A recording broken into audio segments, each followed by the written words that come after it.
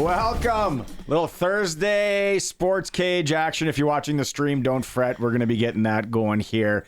That is a still of me. If someone wants to paint that, I'll buy it. It's a side view.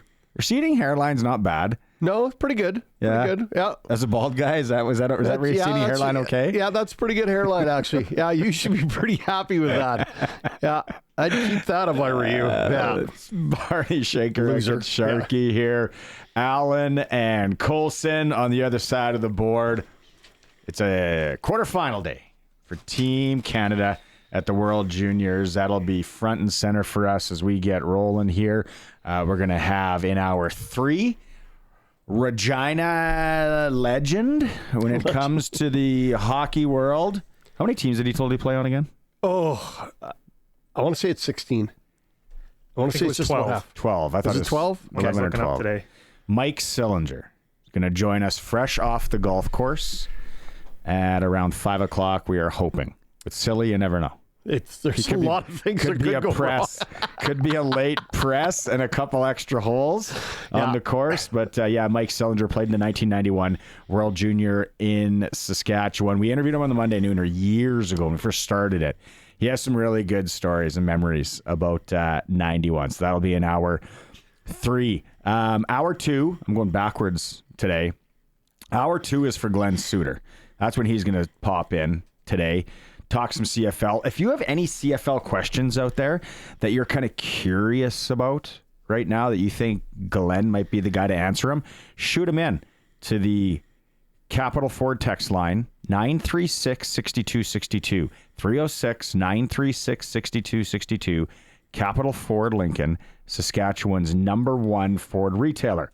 Questions for Glen. Also in the program, we are going to talk, like I said, a little World Junior, but WHL hockey, because a trade came down today with the Saskatoon Blades. We'll get to that in just a couple of minutes here. But this is the time where teams are starting to move guys. Went to the Pats game last night, played the Moose Jaw Warriors, 2 teams at the bottom of the division. Entertaining hockey game, I thought, for the most part. Pats were down 3-0, came back, tie it up 3-3, and then with like 38 seconds. Yeah, it was 37, yeah. 38 seconds, Rylan Kovacevic. Easy for James Gallo to say. Yeah. Scores for Moose Jaw, and they win it. So we'll get that. And then Benny Walchuk in hour 2, the SJHL report. I'm going to tie this all back around with this WHL trades and players being released and all that. And what does Benny know from the SJHL on where some players are going, might be going, could end up, all that? Because okay, let's get into it. Well, the whole hockey world's torn upside down by this NCAA thing. Nobody knows where anybody's going to be anymore. So it'll be interesting to see where everybody pops up.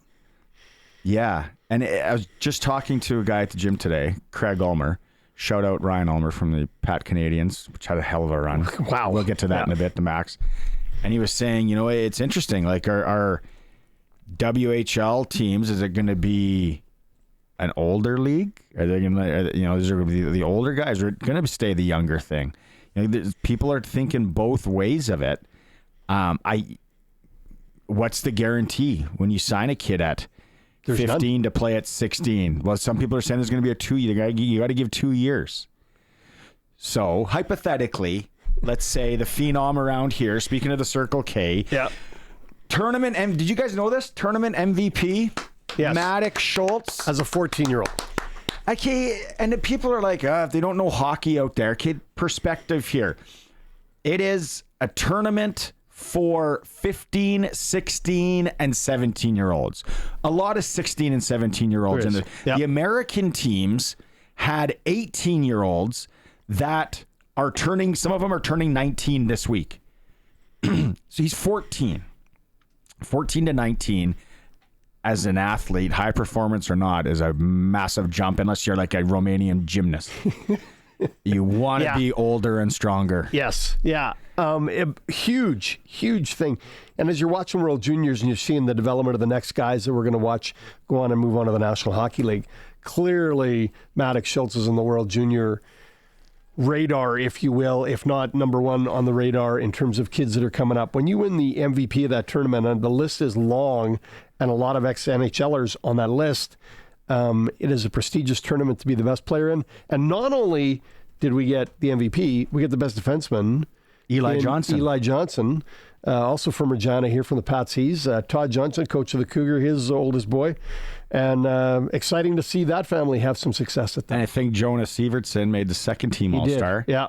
So littered with Regina Pat Canadians. Good job to the coaching staff. Ryan Hodgins, JP. Lanny. Lanny. Adam Fraser. Fraz. That's it. Fraz. Yeah. You look at that bench when those guys are coaching. You ever see the old picture of Salman Rushdie? You look down the bench and you got Fraz and you got JP because they're bald. Yep. And then they have that little bit of facial hair.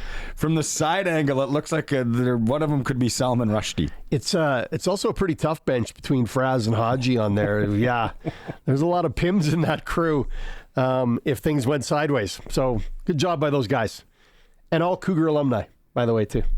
All three. You had to throw that? I had to throw that in. Boy. Yeah. Make sure I get that covered. Colson? I managed to quickly grab Maddox Schultz's OT winner here. So if you're watching the stream, okay, here we go. All right. Look at this. Sideways, in, shield the puck, snap it. And they were... that Pittsburgh team was no joke as well. No. They were really good, and they were down 6-3 and came back. You kind of talked about the All-Star teams, and I'm just going through here to look at what kind of names have been an All-Star in that tournament throughout the... Like, if you go back, Connor Zary played for the Saskatoon Contacts, now with the... with Utah. Calgary Flames. Calgary, sorry. Turner Ripplinger, 2015, now with the Southie Marlins. Doesn't work out well for everybody, just for some. Good tourney, though, for Rip. Yeah. Owen Sillinger. Speaking of Mike Sillinger later in hour 3, Owen Sillinger, is that the middle boy? Nope. The oldest? That's the middle one, yeah. No, oldest. We'll have to ask Mike. Yeah. Hopefully he'll know by the end of his golf round. 2014, he was an all-star. Continuing down here to look. Jesse Shynkaruk, Saskatoon Contacts, cousin of mine. He had a heck of a tournament. It's kind of a coming out party. He's now a senior hockey player. Got 5 years of education. Adam Faucheux, that name sounds familiar. If you go back, what's his name's on there too? Who's that? Scott Gomez. Yep. I think back in the day, when you go back to the 90s. Played for an Alaska team. When you go back to the 90s, there's Scott Gomez was 1995. Aaron Schweitzer was the goaltender for the Regina Pat Canadians. Ryan Gauthier, Saskatoon Blazers, had a good dub career. Sheldon Nerjelski. Corey Sarich was a second teamer from the Contacts. Stanley Cup champion. It's the year I got suspended. I didn't get to go. You missed it? It hurts. Is there going to be a long story today? No, I can't. I hate talking about it. Oh. Aaron Miller. We've all got an absolute beauty. Where? Yeah, so it's been a who's who of players, and he's 14 years old. None of those guys were 14. Not even close. Yeah. When did Sidney Crosby play? What year would that have been for... Did he play? Try 93, 92? No. Well, he played World Juniors in 95. I was 95. Yeah, he played World Juniors in 95. No, he didn't. He did. 2005. Oh, sorry. Yeah. Snapperhead. Hey, the calendar's a big thing. What year is it? Hard to follow. Yeah, but it was something special. And then, so the trade today, Western Hockey League, and everyone's like, oh, Blades are announcing something. It's not Tanner Molendyk, who is at the World Junior team getting ready for the quarterfinals against Czechia. When did it become Czechia instead of Czech Republic? I don't know. Does anyone know? And I'm sure it's some sort of governmental thing, and there's not a republic anymore, and yada yada. I'm just this is one of the countries that's really thrown us for a loop over the last 20 years, because we had Czechoslovakia, and then we had Czech Republic and Slovakia, And now the last few years here, we're rolling with Czechnia as the brand. Czechia. I'm looking that up. 936-6262 if you know. But the Saskatoon Blades. July 1st, 2016. July 1st, 2016. That's when it was approved. So technically their official name is still the Czech Republic, but one of the other names you can use is Czechia, which apparently they're promoting to be less confusing to English speakers. They went, I think it was the exact opposite. Yeah, they missed the boat on that one. Czech Republic was just fine. I don't know why they needed to move Did you just hear me butcher that name like 5 multiple times? I'm going Czech Republic, just like I'm calling it the Max Tournament. Yes. Showing your age. And midget and bantam and Adam and Pee-wee. Yeah. So the Blades, 20-year-old forward, they get 20-year-old forward Tanner Scott, a 2025 second-round pick, a 2026 second-round pick from the Victoria Royals in exchange for overage winger Brandon Luzowski. And the Blades give a fifth-round pickup. Now, Luzowski, solid. They drafted him, bantam draft. He nurtured him. Yeah. Loved him. It's good. They're giving him a chance to go. They're getting a little. They're not getting a lot back. No, though. You're getting a 20-year-old. So Tanner Scott is gone next year, regardless. Then they're getting a second-round pick this year and a second-round pick next year. It's really just a trade of 20-year-olds. It really is. You're giving a guy. I think you're basically giving a guy a chance to go and win. Yeah, and Victoria's looking at it as an upgrade in their 20-year-olds to get Luzowski over Tanner Scott. So the draft picks are always a crapshoot, and they trade around draft picks like crazy. What did Walchuk give away last year? All of them, like every single one, to make their deals. Paid off for them. But again, trading draft picks to me is a little bit of, here's some hope and dreams for you. Have a little of this. Yeah, like it's the 2000. I'm close with the 2010s, so which is this year's bantam draft. Yep. Watching them play this year with Roman being a first year. So obviously some really good hockey players out there, really strong. It is deeper in Saskatchewan after watching the Sask first. And no offense to anybody here. They're all really good players. The top 160 that were here this weekend, like it's fast and good. And they don't play together. Some of the teams, it's like they would put all 4 guys on a power play from the same team. It's like, well, kind of. I get what you're doing there. And then meanwhile, you got another line where there's a guy with red pants, blue pants, green pants, and they're just slapping it together, right? Yeah. But the defense of the 2010s in Saskatchewan, strong. You like it, yeah? Strong. Forwards, it's not as deep as a year like last year. So Maddox Schultz for Team Saskatchewan will have to carry a lot of the mail when they go to the WHL Cup this or next year. Riley Brown from Milestone is another really good forward. Plays for NAX. I think Schultz is going to have no problem with that. After what we've seen from him at the Max tournament, he's got wide shoulders. He can carry it. Oh, yeah. And so if he doesn't do the exceptional statusing and he does the 34 games in the Western Hockey League next year, which I think he's leaning to. For a hunch, I think that's what he's going to do. That's your personal thought. 34 games, awesome for him. I think that's a great move by the Western Hockey League to put that in. Yeah. Gives kids the ability to go up and back and maybe get a better feel for where they are. And if their midget team's in trouble down the stretch, they know they're not going to go far or deep in the playoffs. It gives them a chance to go up and play with the WHL team through the playoffs. Then he can go back to the Max tournament. Technically next year. Technically, if the Pats got invited, yeah. And rip it an all-time you-know-what. As a 15. Not even as a 16 or 17-year-old. He can go back as a 15 and walk into that thing like when Kramer had the Technicolor dream coat and he's walking down the street. Just, they'll sell tickets. The Max, I'm sure they ate. Newport's his representation. Yeah. They're not dumb. Nope. But the Max tournament, Circle K, whatever, they are going to market that. If he's coming back, they sure will. You know who's a huge fan? I can't wait to talk to him on Monday. I wouldn't be surprised if he's getting himself a Maddox Schultz jersey. Go on. Eric Francis. Yeah. Really? He's already a big fan, is he? Went and watched he was there the next day in the morning to watch it. He's sending me pictures, updates, everything. Huge fan. Kind of his business, right? That's what he is. know. And he's smart like that. And I said, just go up to Dave. Go up to the dad and introduce yourself. And then they lost, and he was like, well, it's not the right time, all that. And I was texting with Dave, and Dave was like, hey, wish you would have come by. That's big, right? It's Eric Francis. This guy's talking. He's written about players from everywhere, and he is on The Maddox Schultz train. When do the Patsies play at home again? What's our next home game?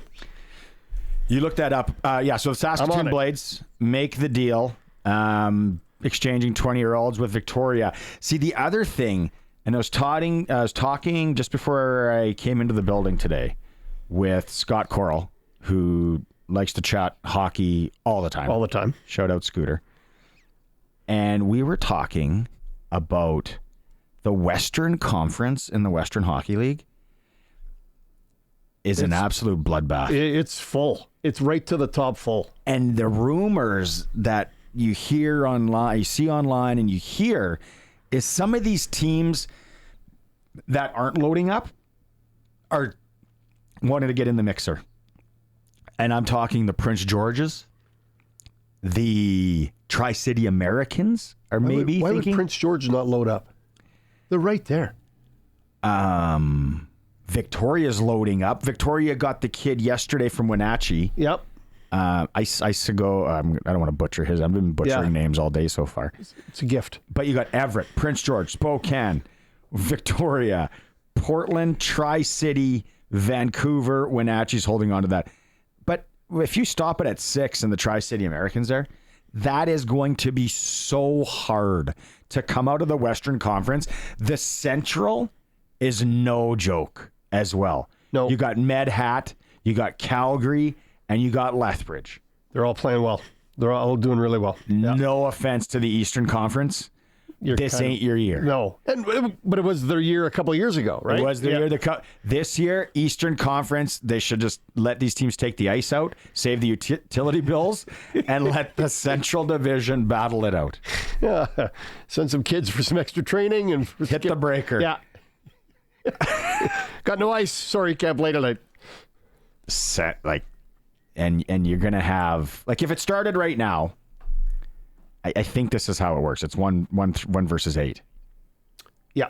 Medicine Hat, Swift Current. That is a heck of a first round matchup.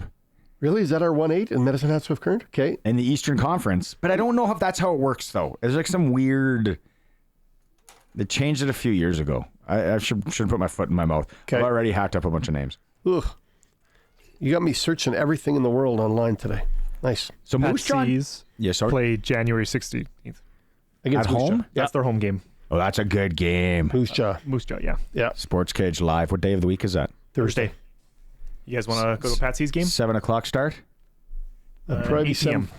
Yes, it does no good for us to be there between 3 and 6 because we're going to have, my daughter's team practicing, and you're going to have the fresh smell of the buns from Subway, just making us more hungry. And then we've got a lot of time to kill before the game starts. Yeah, and then $10 to get in on the 16th, and those two teams were just at the Circle K. They battled. The last game I was at was awesome. So that's the 16th? 16th. That's the next home game. Yeah. It's a long time away. They 2 play weeks. in Estevan on the 8th. So that's their next game. But home game. They're probably a little worn out after the max. They could use the break, I'm sure. SJHL reports coming up, like we said, with Benny Walchuk in hour 2. It was the Melville-Yorkton New Year's Day tangle yesterday in Melville. 7th straight win for Yorkton as they win 7-4. It was Jaron Denwaye led the way, 2 goals, 2 assists to help the Terriers. They gave you they gave you the phonetics for that, didn't they? Denwaye. I mentioned him earlier this year, and I saw his name, and it's spelled D-K. Here you go, smart Alec. And be honest here, how would you pronounce this last name? Desnoyers. Yeah, I'm glad they gave you the phonetics. I'd have screwed it up too. I went Desnoyer. Yeah, I'd have been Denoyer. Denied. Denoyer. So yesterday around the rink, Pats released 20-year-old Ty Spencer Yep. from Saskatoon. Just released him. And 20-year-olds are hard. Like, if you're not going somewhere, it's hard for them to stay engaged and want to be there. and teams aren't going to give you a lot for a 20 unless it's. I'm trying to think of a 20 that was lights out in the last few years. Yeah, you're only carrying 320s for your leadership group. You're carrying them for maybe some strength and size. If they're special scorers, if they don't fit into that category, what are you doing? You might as well play somebody young and give them the opportunity. And I'm not saying Spencer didn't do that he didn't give him some scoring. I think he was third on the team in scoring.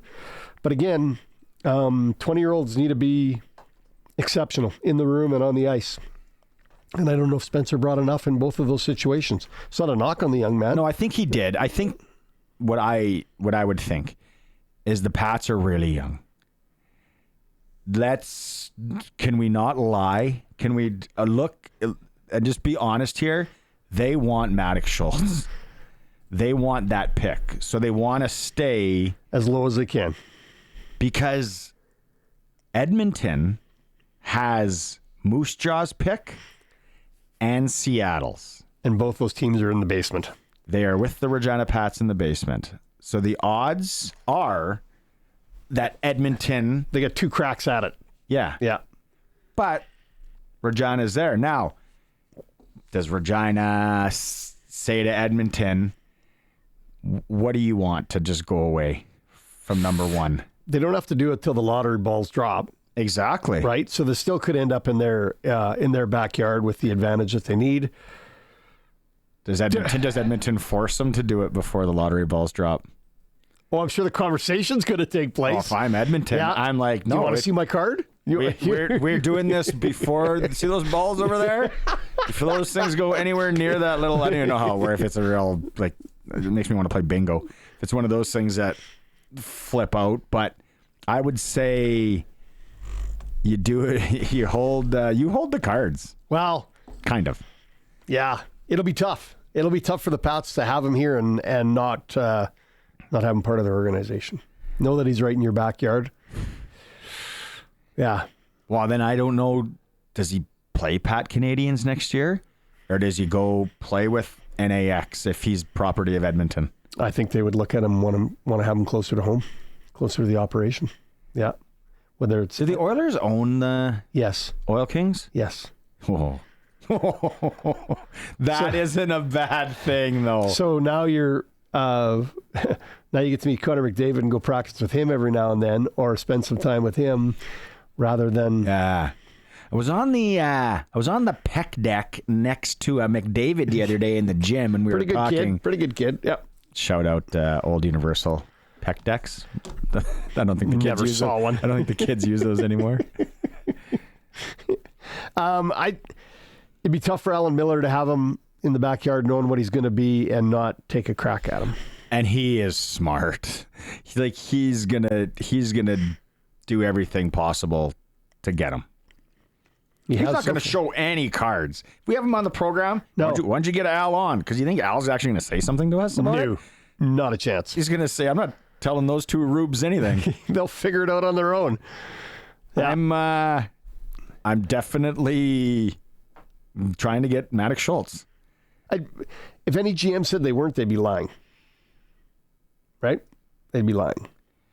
Pats deal the rights to Dylan Labret to Americans for 2 draft picks. Just came down. So the rights to defense 2007 born Dylan Labret. Don't the Pats have like 6 picks in the first 2 rounds this year? They got a lot of picks. And then there's some, like I said, Riley Brown from Milestone. He's going to go high. There's a projection out there somewhere of picks. Riker Doka, not the biggest. He's playing at an academy from Regina. Smooth skating defenseman. Once he grows a bit, he reminds me a lot of Denton Matejchuk last year from the Moose Jaw Warriors. There's probably parents out there right now and hockey guys that's just rolling their eyes Yeah. at me.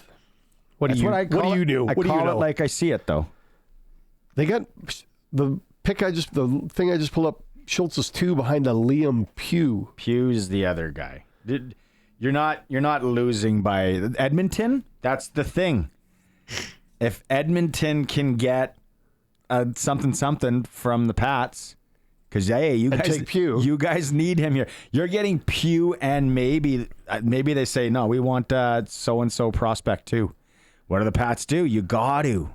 You have to. You'd really, really want to. Like, You try and give a pick, but they might say no. We want that 2009 kid over there. and Maddox Schultz is the only kid from Saskatchewan Midget AAA League in the top 20. Say that again.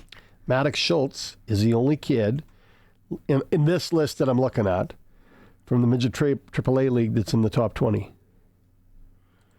Well, because there's no other kids playing in the midget AAA league. That's right. Riley Brown is showing his Northern Are you Alberta looking at the experience. top prospects Yeah, one? top prospects one. Yeah. Yeah, so like Riley Brown's a good player. Charlie Leonard, I've heard of him. And then the rest of there's not a lot of Sasky No. after there. And No. there's, the Winnipeg kid, Mateo. For that, I can't. I've already butchered my quota of names today, but I've heard of him. Ferreira. Yeah, no, it's that time of the year. So we got Tanner Molendyke. We ran down these, Western and there's BC and US division teams. Yeah. And I don't know. I'm having John Keen's coming on the program tomorrow. WHL insider, voice of the Kamloops Blazer from Lanigan, Saskatchewan. He's going to come on. He'll button a lot of this up. Because when's the deadline? The 10th? 10th. Yeah. Or is it the 9th? We talked about it this morning with Dave, remember? I think it's the 10th. I just thought it was the 9th. I thought they changed it. OHL didn't, I think it was. It's always been that. I thought it was always the 10th. So then what team has what to give Saskatoon. for Molendyke? But if PG's in the mix, Tri-City, Spokane. And I think Molendyke has been the most solid defensive defenseman for Team Canada at the World Juniors. I like how Caden Price is playing. Not because I know his father. Yeah. No, he's playing well. He's playing over what they expected him to do. But I thought Molendyke was truly the best in their own end. Although he took that penalty chasing the American in the third period. But yeah. Let's take a quick break. And then when we come back, we got some World Junior audio. We'll talk World Juniors. We'll delve into that. And I want to hear about, I want you to put on where's your jacket? If you're watching the stream, you're going to be in for a massive treat right away. Massive. Sharky cracked out his 1991 Team Canada jacket because you worked for the media department. I worked with Hockey Canada media department. Yeah. Oh, you got to have some great stories. It is the all new Sports Cage. We are streaming, and what are we, like 6 subscribers away from? Please just tell your friends, your aunties, uncles, cousins, Baba, Guidos, Mushums, Cookums. We need 7 to get to 1,000 on YouTube. It's where we're streaming. You can watch the show, and as always, we are on the home of sports in Saskatchewan, 620 CKRM. I teased it out there. It's Barney, Sharky, Colson, and Allen. And I said, if you're watching the stream, you are in for a treat. Can you flip to his camera? Thank you. Sharky's camera. There we go. Got the scarf. You got to lift the scarf up a bit. Got to lift the I can't scarf. see. The Put it logos close. on the scarf. Can we see all that? That is the 1991 team issued team-issued jacket. Yeah, stand up. Do a little twirl. There we go. Do a little twirl. Bend down a bit. There we go. Down more. More. Now up. Now down. Now up. Just kidding. Nice. That is so. The back is unreal. Yeah. So if anyone out there remembers the 1991 World Juniors that were in Saskatchewan, it was a big year because Eric Lindros, it was his second year. You've straightened me out on that already. They were ranked 1 with Pavel Bure and the USSR. Yes. Pavel was a Soviet. Yeah. The Americans had some good talent.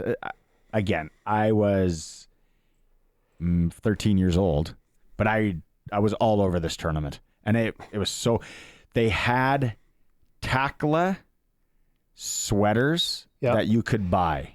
Yep. And every kid in the province, probably under the age of 16 or whatever, had one of those. And me. You had one? Oh, yeah. Yeah. And then because the jacket. It was kind of Takla's coming out party as well. I think it was also the end of them, too. They didn't last much longer after this thing. They made a nice hockey pant. They did. They did make a nice pant. Yeah.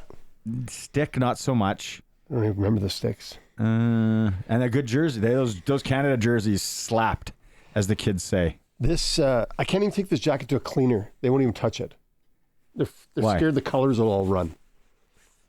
Bread cleaners? Yeah. Nah. I'll run it over there. We'll see what happens. But you spilled ketchup on it today. Yeah. But what were you eating that you spilled ketchup on it? I needed a cheeseburger on the way here. I got the coffee and I was like, cheeseburger would be nice. Dummy. Idiot. I wish I would have saw that. Oh, I was so disgusted with myself. Man. But that is this is a sharp. 34-year-old jacket.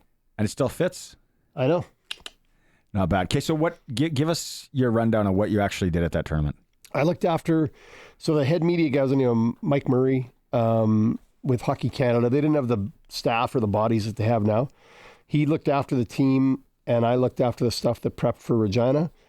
So when they came down here, they played 2 games here, and I want to say they played Denmark here, maybe Norway. I can't remember for sure, and maybe Sweden.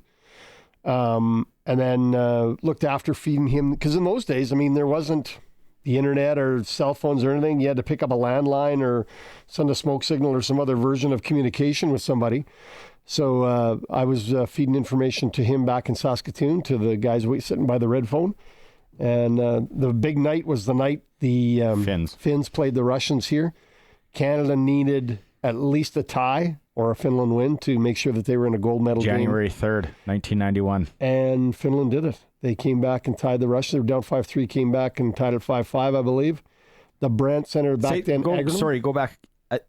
The Finns were up. No, they were down. Okay, so someone texted in the other day saying the Finns were actually up in that game. Might have been early, like 2-1, but in the third period, it was 5-3, I believe, for Russia. And the Finns came back with 2 late goals to tie it up because the place was going bananas, like absolutely bananas. Packed? No, there was like 3,000 people in there, and they were screaming like there was 20 and screaming for Finland, and made a difference. Finland got the win, and then Finland got the tie. Or the tie, sorry. And the next night in Saskatoon was for the gold medal. And that game would have been, I look back, and I was at that game. So was I. And it was, thinking that game could have been absolutely who cares. Oh, it would have been nothing. Had Russia won, it would have meant nothing. The Finns, massive solid. And I talked about this on Monday, I think, with Harry. What I remember is there's no internet. There are TSN is in its infancy, young TSN, and not everybody had it as a channel, because you really had 13 to 20 channels. That was it, and you were balling if you had that. TSN was a big deal. Yeah, it was. If you didn't have to get up to change the channel, and you had that was also remote, a big deal. You were from another planet. Remember the remotes with the wire? With the cord. I don't, because Mom and Dad made us turn long. No, we're going to ride out the turning thing. It was a trend that was going to come back. And then finally we went straight to no cord remote. And Beta Vision. No, we never had a Beta. Never had a Beta. Remember when we got our first VHS though? That was a big, but we were early in on the microwave. Because not everyone, was another thing, that not everyone had a microwave. The toaster, throw it in the toaster. Certain things I remember about that tournament. One, it was ridiculously cold the whole time. Very cold. Freezing cold the whole time. Did you hear Eric Lindros the other day? No. When we had him on and we played at a Monday Nooner, from the Monday Nooner a couple of years ago, we interviewed him. He talked about what he remembers. One of his first memories was when they got to Kindersley, Saskatchewan. Yep. As a team for preseason camp skate or pre-tournament. And Mike Craig shows up from Minnesota because he was on loan from the North Stars. And he showed up as a, hot dog Fonzie and a jean jacket, and it was minus 35. And then he talked about how you'd come out of the rink after like showering and stuff, and your hair was frozen. Frozen salt. Yeah. And that was the first time I was in Saskatchewan. The other thing that I remember was really cool about that tournament was there was games all over the place. Like Humboldt had a game, Moose Jaw had a game, PA had a game, Rosetown, Czechoslovakia beats Norway 11-3 in Rosetown. Prince Albert, Soviet Union, United States, great game. Would have been an awesome game. Communiplex. Yeah. Gateway Mall would have been buzzing up at that time. Yeah. The Imperial 400 would have been a nice... Water slide would have been great. Oh, you had to run outside of the water slide, so I remember the Imperial 400. There's minus 35. Oh, what else would PA have had back in 91 that they don't have anymore? Besides safety. Venice House was still there. Yeah. That's a great... at the bottom of the hill? Yeah. Great location. 4-2. Where else here? Moose Jaw, Finland, Switzerland. A lot of these games were absolute duds, though. This is, again, we talked about that back in the old World Juniors. Really, at that time, it was Canada, Russia, maybe Sweden, maybe at that time, Czechoslovakia. Yes. They weren't even the Czech Republic yet. They were maybes. Finland was still on the outs. They were marginal. And Switzerland and Denmark were there, and they were throw-ins. They were just round out to 7 teams. So, because Rosetown had an 11-3 game. Yeah. Moose Jaw had a 7-1 game. Kindersley got Czechoslovakia, Switzerland a 10-0 game. North Battleford, Tropical Inn would have been just a buzz spot. It would have been new. Very new. United States, Finland played in North Battleford at the Civic Center. 6-3, United States win. Good hockey game. That PA one would have been next level. Yorkton got the Soviets and Switzerland. Nice for Yorkton. No kidding. 10-1. And then Humboldt got United States, Sweden 5-2. And then Prince Albert got a game on the last day. 10-0 Sweden, Norway. Yeah. So it was scattered. It was. Around. Okay, here, hypothetically. Yeah. Hypothetically, if they came back here. Yep.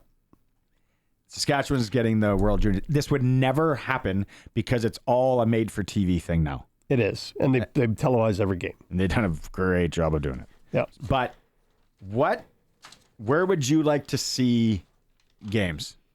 Well, Moose Jaw is a great facility. For sure, Moose Jaw.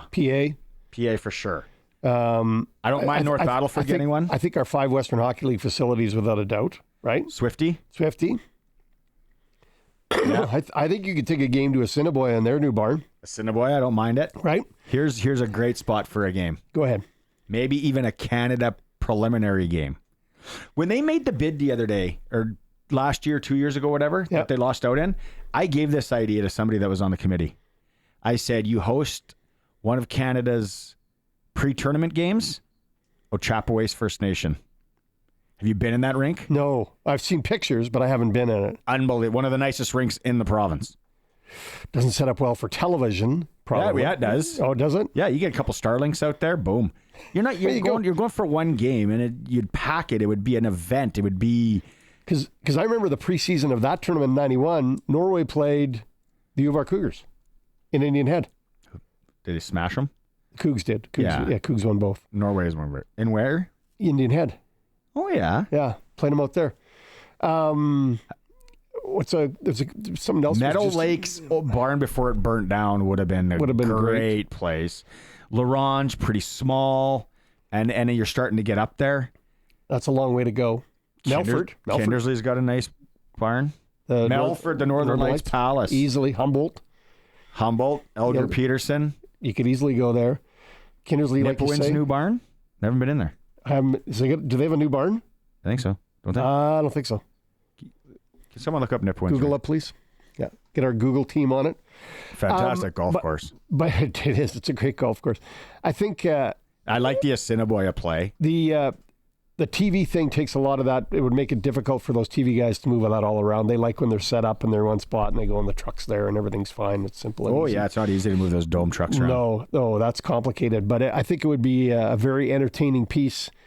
The teams would all complain. Somebody complained they got a crappy dressing room or crappy environment or crappy facility or they didn't like it, right? They're even complaining in Ottawa when they're playing in the 67s rink instead of playing in the Canadian Tire facility. So, or is it Canadian Tire or is it Scotiabank? In Ottawa? Tire. Yeah, it's Canadian Tire, isn't it? I'd have to check. But Nipawins has had renovations. They haven't had Yeah. It's still rebuild. the old one. Yeah. Okay. They got some new locker rooms, lobby, and a new scoreboard in the last couple of years. But We kind of hit them all, though, unless we're missing a rink that... Melville's new one, maybe? Oh, that's a good call. Melville's new barn? Sorry, everybody in Melville. Yeah. Love that barn. The other thing that, like, I spent a little slow at work today, spent a whole bunch of time looking at the World Juniors besides this pool. Having a pre-afternoon cheeseburger. So looking at who's coming up? So we know that Kazakhstan's getting relegated. Denmark's coming back up. Oh, I went down this rabbit hole the other day, man. Oh, I got into like Tier 3 Division C. Yeah, Bosnia-Herzegovina. Yeah, playing Chinese Taipei and Rwanda. What a clash that is. Yeah. Taiwan. I don't think Rwanda is in it. They're in it. They're in like pool. Oh, did I delete that? I'm going to go window look that I at had it. up? It's nuts, though. How many different countries are participating in the World Junior Hockey? It's great to see. I know a guy from Saskatoon, my age. He's been, I don't know, forever. Kind of Facebook friends. Yep. He's in Dubai or Arab Emirates, and he's part of like the hockey program there. Yeah. And they travel everywhere and play. And some of the rinks they play in, like they're in malls and stuff. It is so cool looking. It's cool. It is so cool looking. Hockey's a little questionable, Got but something, it's cool. Coulson? Rwanda's never had a team. Okay. Oh, no, South Africa. It was South Africa. That makes more sense. Yeah, I was Rwanda, a little bit of a stretch. Hang on. Division 1 Group B, that's in Lithuania. Yeah. Lithuania moving up? No, it hasn't been played. It doesn't get played till April. That's got Estonia, Poland, France, Lithuania, Korea. It's wild how deep it goes. It is. It's bizarre. And then back in like 91, to get this back on track, it was Norway was the team that moved up. They got smashed. Yeah. I remember being at the first game on December 26th, Canada, Switzerland. What I remember was Paulie Yaks in net for Switzerland. Again, stopped like 75 shots. Yeah. Canada won 6-0. I don't think Swiss had 20 shots on goal. No, Canada was that. So there, that's where Harry and I were talking on Monday. Like how much this tournament has changed for the good as a fan of the game. If you want to watch good hockey, like what Latvia did this year. Latvia they were 1 goal away from tying it up with Sweden today and forcing it into overtime. And first off, give Latvia a lot of credit. They've got some great young players at Matejko that Washington's got. I think he's going to be in the National Hockey League, if not as a 21-year-old. He's going to be excited. Can he shoot? Holy smokes, can that kid shoot? And that goaltender, and he's playing in the Quebec League, so I think you'll see more of that. And we've already seen that come along, where the imports come over here and play and then go back and play for their home countries. That goaltender out of the Quebec League has been... Feldsberg? He's been the difference for them. Like, literally, to me, he's probably the best goaltender in the tournament. He's going to be our clutch performer for Nick's service later. I like what we'll we're throw doing. some stats at you on that one. I like where we're going. Coulson, you got something? I was just trying to look up the World Juniors tournament because there's also the World Championship too. And that one's got 5 divisions that runs deep. The World Juniors runs 4 divisions deep. Yeah. So way deeper than you think. Okay, I'm going to the very bottom one. Division 4. Chinese Taipei, is that the one there? No. That's world. That's hockey. I want juniors. Okay, world man. Division 3 World Juniors is Chinese Taipei, New Zealand, Bulgaria, Turkey, Mexico, Bosnia, Herzegovina. That's Group A. Bosnia is dropping down to Group B. They're being replaced by Thailand, who is playing with South Africa and Luxembourg and Kyrgyzstan. I can never pronounce that one right. Kyrgyzstan. If you wouldn't have That said one. it, I would have said it. Kyrgyzstan. If you're from Kyrgyzstan, please help us with the explanation. 936-6262, Capital the Fort phonetics. Lincoln Yeah. text line. It's Canada and the Czech Republic. We're still allowed to call it that. This evening in the quarterfinals, I got Canada -1.5, and I went heavy on it. Take a quick break. We come back. We will hear from the head coach of Team Canada, Dave Cameron. Interesting comment yesterday or 2 days ago. Very interesting comment. See all new SportsCage streaming at sportscage.com. So the thing, Team Canada, Czech Republic tonight, that so many people are losing their minds over, and rightly so, because it's hockey, it's Canada, the World Juniors, is they haven't scored. They can't score. They can't score. I would even take it one step further. They can't hit the net. Which is hard to do in hockey nowadays. So the next time you're yelling at the TV and you haven't shoot, it's different. Guys are blocking shots everywhere with every part of their body. It is so hard to get a shot through in good hockey nowadays. Well, I think Latvia did it the best. They just clogged that slot up so much that the Canadians, I don't think, took a shot inside of 8 feet or 10 feet on that goaltender. Everything was from the outside. Everything was from the perimeter. They were trying to blast it through. NHL playoffs. Just watch that. Crash on the goaltender. Head coach Dave Cameron had this to say after their loss to the Americans. Dave, what was the difference tonight? What do you think? How are you going to address the discipline issue moving forward? Can't. In terms of I can't address it, they know it. They know the penalties are penalties. You know, you talk all you want, a short tournament. They have to decide. It's as simple as that. Can you send a message by benching guys or limiting ice Sure, time? tournament's too short for that. Right? That's the thing about a tournament. You can't start benching everybody takes a penalty. Now it's too long. They have to decide. It's an individual thing. It's a character thing. They have to decide, and I think they will. Pretty sure they will. I mean, they've been dangling there, and they really got burnt tonight. And I think lesson learned. Okay, here we go. As a coach, as a guy that's coached pretty good hockey, what do you think about those comments? Well, it's interesting that you brought that up because I was thinking about this all day. Cowan's penalty to me is the worst one. It is away from the play. It's not part of the play. He's going out of his way to try and lay a licking on somebody. It costs Canada. It's a huge goal. Cowan gets embarrassed by it. And then he puts him back out late in the game when they're looking for that goal. So Easton, Cowan, in my mind, should not have gone back out at that point. He lost the message to his team that that's unacceptable. Because they look down the bench and they go, hey, if he can run a guy and get sent back out, what am I doing?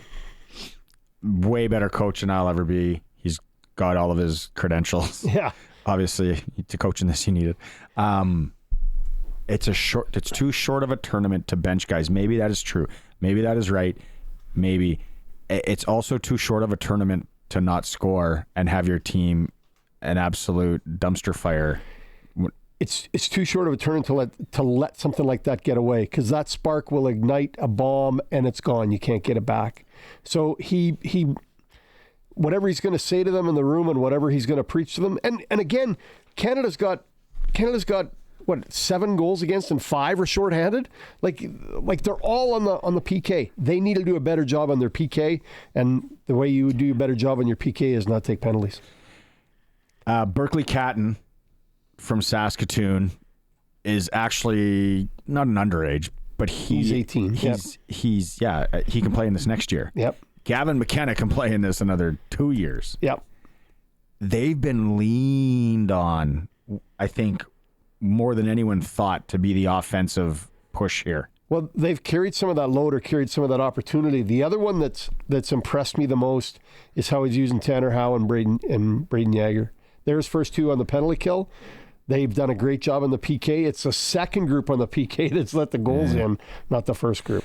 Berkeley Catton had this to say about this game tonight. He wasn't there last year, but even though he wasn't, they remember.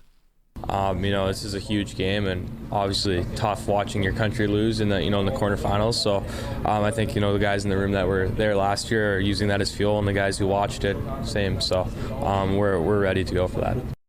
Very mature kid. I got to know Berkeley a little bit this summer. His dad's a great guy, an old fiery senior hockey weapon from back in the day. Comes from good family. It's amazing how much they have used Berkeley and Gavin to speak to the media as young guys. They have. That's what I've been kind of like, where's Yager? Throw a mic in front of Price's face. Yeah, they Cowan. haven't. Cowan's been invisible from a Bonk. media standpoint. Maybe tonight's the breakout. I took him -1.5. Cool bet. See what it's gone down or what the odds are. Canada, -135. Canada 1.5. -1.5. I'm all day. All right. You're gonna explode. I'm following you. Explode. Time for a quick break. Hour 2. After news, Glen Suitor, fire in your questions. Any Suits questions, CFL-wise? We'll also have the SJHL report. It is the Sports Cage, streaming at sportscage.com and on 620 CKRM. Welcome back. Hour 2 program on this Thursday. Barney Shynkaruk, Sharky, Colson, and Allen. We got Glen Suitor standing by. We're going to get to him in a bit. Don't forget, the NFL lives at the Canadian Brew House. Usually there's Thursday night football. But if you went in there today and the college football game's on right now, probably still be able to get a $1 off tankard Bud Light or Bud Heavy. Details, CanadianBrewHouse.com. 2 locations in Regina, 1 in Moose Jaw. It'd be a great place to watch the game this evening. Be a great spot, yeah. This evening, Canada, Czechnia. Did I say it right? No. What? You keep adding an N. There's no N. It's just Czechia. There. See, you should that. You guys, that's to be a better teacher. You should have told me that last hour. It's our Just fault. get rid of the N. It's our fault. Yeah, I got to blame somebody. Like Millie Vanilli It's not said. the student. It's the Got to teacher. blame it on something. Yeah, but it'd be a good place to watch the game. No SJHL games in the area tonight. Don't forget SJHL report for Southey Mainline Chrysler with Benny Walchuk will come up in about 40 minutes time here on this show. I'm curious if there's any moves made in the SJHL with players. Their date's coming up too. They got to get their stuff done. Is that the Regina Pat that got released? Will he end up in the SJHL? I wonder. I wonder if we can source. Leave that to me. I'm doing some work. Source it out, buddy. Yeah. Let's go. We are going Western Pizza. Speaking of, if you're staying at home tonight, it's -35. You don't want to cook. Order yourself a wheel or any of the Greek favorites from Western Pizza in and around the area. They also got the pickup special. Western Pizza guest hotline. It's press coverage with Glen Suitor. Suits, will you be watching the World Junior game this evening out there in Vancouver? I will be, and I watched the U.S. game and was really engaged, guys, with your discussion on coaching decisions when it comes to discipline with Team Canada. And, you know, I in my short period of coaching minor hockey, which was probably a 7-year stint when my kid was playing here in Vancouver, and you know, I thought it was an interesting comment where the coach of Team Canada says that it's not the tournament's not long enough. You know, I agree with you guys on the discussion because it is long enough. And if you have made discipline your emphasis early on, in fact, before game 1, and you say, hey, guys, we won't tolerate the lack of discipline, and then you bench a kid or not even for a whole game, but he skips a couple of shifts or maybe doesn't play on the power play where he used to play, you know, he gets that lesson quickly. I mean, that's when you take playing time away from a kid, especially on that stage, that message gets immediately heard from the entire team. Plus, and here's what I think a lot of coaches forget. It also gives an opportunity to a kid who might not have been on the power play. And how excited is he for this chance to maybe go out and show the coach and show the country that, hey, this kid that was going to be sort of the third power play if they needed him, he's getting an opportunity all of a sudden, and he's going to go full out, and let's see what he can do. So I'm with you guys, man. I think there should have been ramifications in that game against the U.S. Did you ever have to bench Jared? Oh, yeah, absolutely. And, you know, there was one time he took his $800 stick or whatever they are. You guys know what I'm talking about. Oh, hey, he doesn't. I do. I do. Where's my wallet? Exactly. So he's skating backwards. It's almost like a one-on-one situation. And the guy goes around him. Jared was a defenseman for us. And guy goes around him and scores. So he's upset. and he hits his stick across the crossbar. Now, I talked to the kids at the very beginning of camp about discipline and how that kind of reaction, whether you have been, mistreated or you've taken a cheap shot or you've been scored on, to react like that is just a temper tantrum. It's not competitive. It's not competitive to hit your stick or punch the wall or anything like that. So, he does it, not to mention the $600 or whatever it is. I didn't bring that up, but I sat him down. I mean, no power plays. He's our point guy. He was our guy on the power play from the back end. And I said, you're sitting until I tell you different. My kids and it didn't take long, guys. The message was loud and clear. My kids would know what is up, never to do, because you know where they get that though from too, and goalies are bad for it, but players are bad in the NHL. Yep. They just blast the stick. Well, yeah, they're not paying for it. No, it doesn't come out of their wallet or mom and dad's. I'm even to the point where before the game, which is really cool. What a lot of teams do it in the Western Hockey League even now. The benches stand up before the first face-off, and there's the guys are lining up and they bang their stick on the board to get, and it's great. They do it in all levels of hockey now. I had to get this through to my daughter the other day because she's sitting there brand new Bauer bang, and then I'm sitting on the other end of the ice and I'm like, Gabby, what are you doing? And then so I said, hey, I told Roman this a couple years ago. Kick the living crap out of whatever you want down there with your toe of your skate. That's fine. I said, make it look like you're slapping the boards with your stick. Use your foot, please. Because those little things, any kind of crack. She got it, though. Yeah. Smart gal. I'm like, yeah. And then, yeah, any little crack, we don't need it. I sent it out to the listeners. If anyone had any questions today for Glen Suitor when it comes to CFL and what we're going to go through. And first one here, Roscoe, shout out. I think Roscoe's in Kindersley. I believe so. Yeah.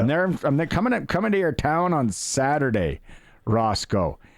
He wants to know, ask Glen, what can the CFL do to correct missed calls or calls that were called and not?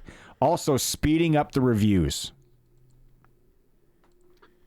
What can they do so a call is made on the field, but it was incorrect? Is that what he means? I think what he's talking about is what you see in the NFL a lot of times, where they are quickly working behind the scenes and they're radioing it down to the ref and they're like, they're going to pick up that flag. Sure enough, they pick up that flag. Or, they might make a call here on head contact or whatever. I think it would just be a manpower thing. I don't know. Floor is yours, Glen. Well, in the CFL, they do that. The command center can talk in real time to the on-field officials, and quite often they will tell them to pick a flag up if they know exactly what the flag was thrown for, and they could see that it was a mistake or a miss. They could tell them just pick it up. Do you think it's quick enough? Do you think they're doing that quick enough? No. One of my, it's a great point, because one of my sort of pet peeves with the league, and I've talked many times to Darren Hackwood, the head of officials, about this, that, when I watch the NFL, one of the big differences is how quickly they can make the calls, especially the 5-yard offsides and procedures and things like that. I mean, those really should not hold up the game. The NFL does an excellent job of making the announcement before we even know where the ball's going to be placed. Like, they are just immediately flags out.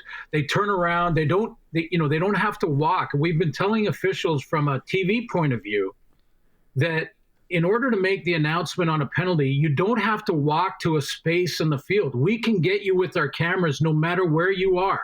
So if there's a penalty flag that hits the floor, just say it. Just say what the penalty is, move the ball, and let's keep playing so it's not a disruption in the game flow.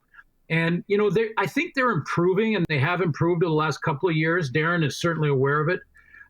But it still can get better. It's not as good as the NFL. The NFL, there's a flag out, the call is made, and they move on before you really know what happened. And when it comes to reviews, guys, that's the other part of the question. I was really behind, and I'll say my opinion has evolved on this because I was behind replay when it came to pass interference. I thought pass interference, either offensive or defensive, is so punitive because it's a point of ball foul. So it could be a 70-yard penalty. And that sometimes is a penalty that can't be overcome. So it changes the game. And when you have that, I thought, replay would give the chance to get it right more times than not. The problem with it is that I've found over the last 5 years has been that it's still another opinion, that there's so much subjectivity to pass interference. If you're an offensive mind or a defensive minded guy, you look at those plays differently. And so does the command center, different than the on-field officials. So now I'm leaning more and more all the time towards getting rid of replay altogether. I really am. I just think unless it's in or out of bounds, fumble or no fumble. I mean, other than that, I think subjective penalties, we maybe should just scrap it. Well, you've answered the question I was going to have for you, Glenn, and that's related to the official in the booth passing that information down to the officials on the field. Is that something we really want? Is somebody watching the game from the sky and being the official making the decision? Not to change, not necessarily to change a penalty or to add a penalty, for sure not to add a penalty. If a penalty is missed on the field, I think the guys watching from command center or even in the park from the booth should not be calling penalties from there because they don't have the perspective of the field level. And that will mean that some penalties are missed. But I think fans, I certainly know coaches, definitely players, are okay with a missed penalty. I mean, there's 24 guys on the field in our league, and it happens every play somewhere. So as long as it's not right at the point of attack, as long as it's not blatant, leave the flag in your back pocket. So don't create a call from the booth. But if there is a clear miss, the guy didn't catch it or whatever, and it was just a blocked angle and it's obvious, I'm not sure. I don't have a problem really of the guys just helping them in that. And when it's the small ones like offside for 5 yards and they say actually the defense moved first, guys, not the offense, fine, no problem. I agree with you that we should get rid of the replays. I've had enough of them. I don't want to see them anymore. I don't, like you say, I don't mind for a fumble or, is he in or out of bounds? But we're getting all these replays and they're delaying the game. They're delaying the whole process. They're delaying the entertainment value to the product if you're sitting waiting 5 minutes for something to happen. See, it shouldn't. Chakai. It shouldn't be 5 minutes. But it is. I think it's a manpower thing. It's if the guys, let's say you got the four of us, Rubes, that are in this room right now. We're watching a football game. Alan, Colson, you, and me. Okay? And then there's the refs on the field. Call is made wrong. Alan's a professional. He's been around looking at it. Colson's looking at it. You're maybe looking at something different. I'm watching Glen and the guys on TSN to see what they have to say. Now you got a group of 10 people, basically, because you're using the guys on TSN as well. I think that's what they do in the NFL. They listen to the Joe Bucks and the Troy Aikmans. They have a guy in that booth listening to them as well as knowing the other guys. And then it's boom, and it's like 45 seconds max, and they're back at it. I don't understand why it has to take so long. Maybe well, again, I don't either. Yeah. Again, guys, I get to the subjectivity of it, where you have a penalty that is a matter of perspective. So perspective on the field, you see it from a different angle. You've also got the flow of the game when you're on the field. The game might be more physical. We've seen playoff hockey is different than regular season hockey. And the officials on the ice, they allow that to happen because of the difference between playoffs and regular season. So the players understand that change. And sometimes there's a game that's more physical, or the refs are letting more go than they would the week before. So we have to allow that to happen organically on the field, and not from Toronto or a replay booth come in and be part of that decision when you don't have that same feel from there. You're just going from the standard. And that only really affects in a negative way to me, and takes longer when it's subjective. Is it pass interference? Is it not? Was it roughing the passer? Was it not? Those are subjective calls at times that, you get all the opinions going, and that's where it takes a long time. Listen, I've said it this way, and I really believe that officials should look at it like this. Because if they pull their flag out of their pocket, they are now possibly affecting the outcome of the football game. Players want to affect, and players should be affecting the outcome, not officials. So if an official throws a penalty and we all see a replay of it immediately, and we go, oh yeah, no question, that was a penalty, like we did when Canada played the USA. I mean, you can cheer for Canada all you want. Those are just bad decisions. And, it's when we all see it and it's obvious, that should be a split-second decision from the booth. Guys, it's obvious. It's a penalty. No problem. Let's go. Move on. Call it. But the debate and the check of the standard, and is it the same as we called last? I mean, it just gets too wrapped up and too involved, and that's what takes the time. Okay, let's move on from this. Yeah. Okay. Yeah. I'm with Because I legit, we could sit here. We could take this straight over across the street to the tavern and continue. and still get the same result. Yeah, no, we'd get more animated. We'd get louder. Loudest guy would win.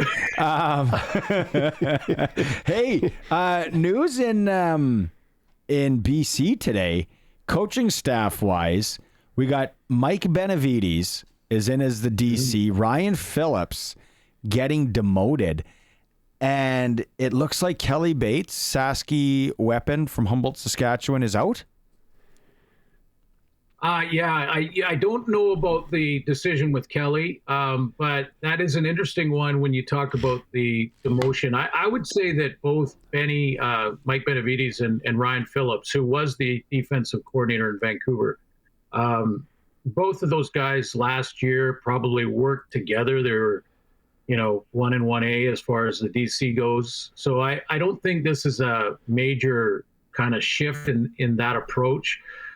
Except for Benny will be calling it from the sideline, I'm sure. I mean, if you get the DC title, then you're calling the defenses from the sideline or the booth, and so it's not a shift that drastic of a shift. It is a demotion for Ryan. There's no question, but that defense underachieved. So I'm not surprised to see it. There's three categories really of teams in the CFL now with the coaches. You've got the two that are going to start the season with new head coaches, and that's BC and Edmonton. And then you've got another category like Saskatchewan, where you have four teams, Saskatchewan, Ottawa, Toronto, and Montreal, that are going back with basically their coaching staffs intact. And then you have Calgary, Hamilton, and Winnipeg, who are looking at new coordinators on certain sides of the ball, basically all looking for defensive coordinators. So, or changes there, I should say. So, when you think of that, and an OC in Winnipeg, when you think of that, there should be an advantage for those four teams to start the season anyway, because they don't have to bring in new systems. It's Montreal, Toronto, Ottawa, and Saskatchewan. They don't need to bring in and teach a new system in training camp. They should be, a week ahead of the Calgarys, the Hamiltons, and certainly BC and Edmonton, who are trying to reset the standard completely on their teams. So, yeah, it's three different categories, really.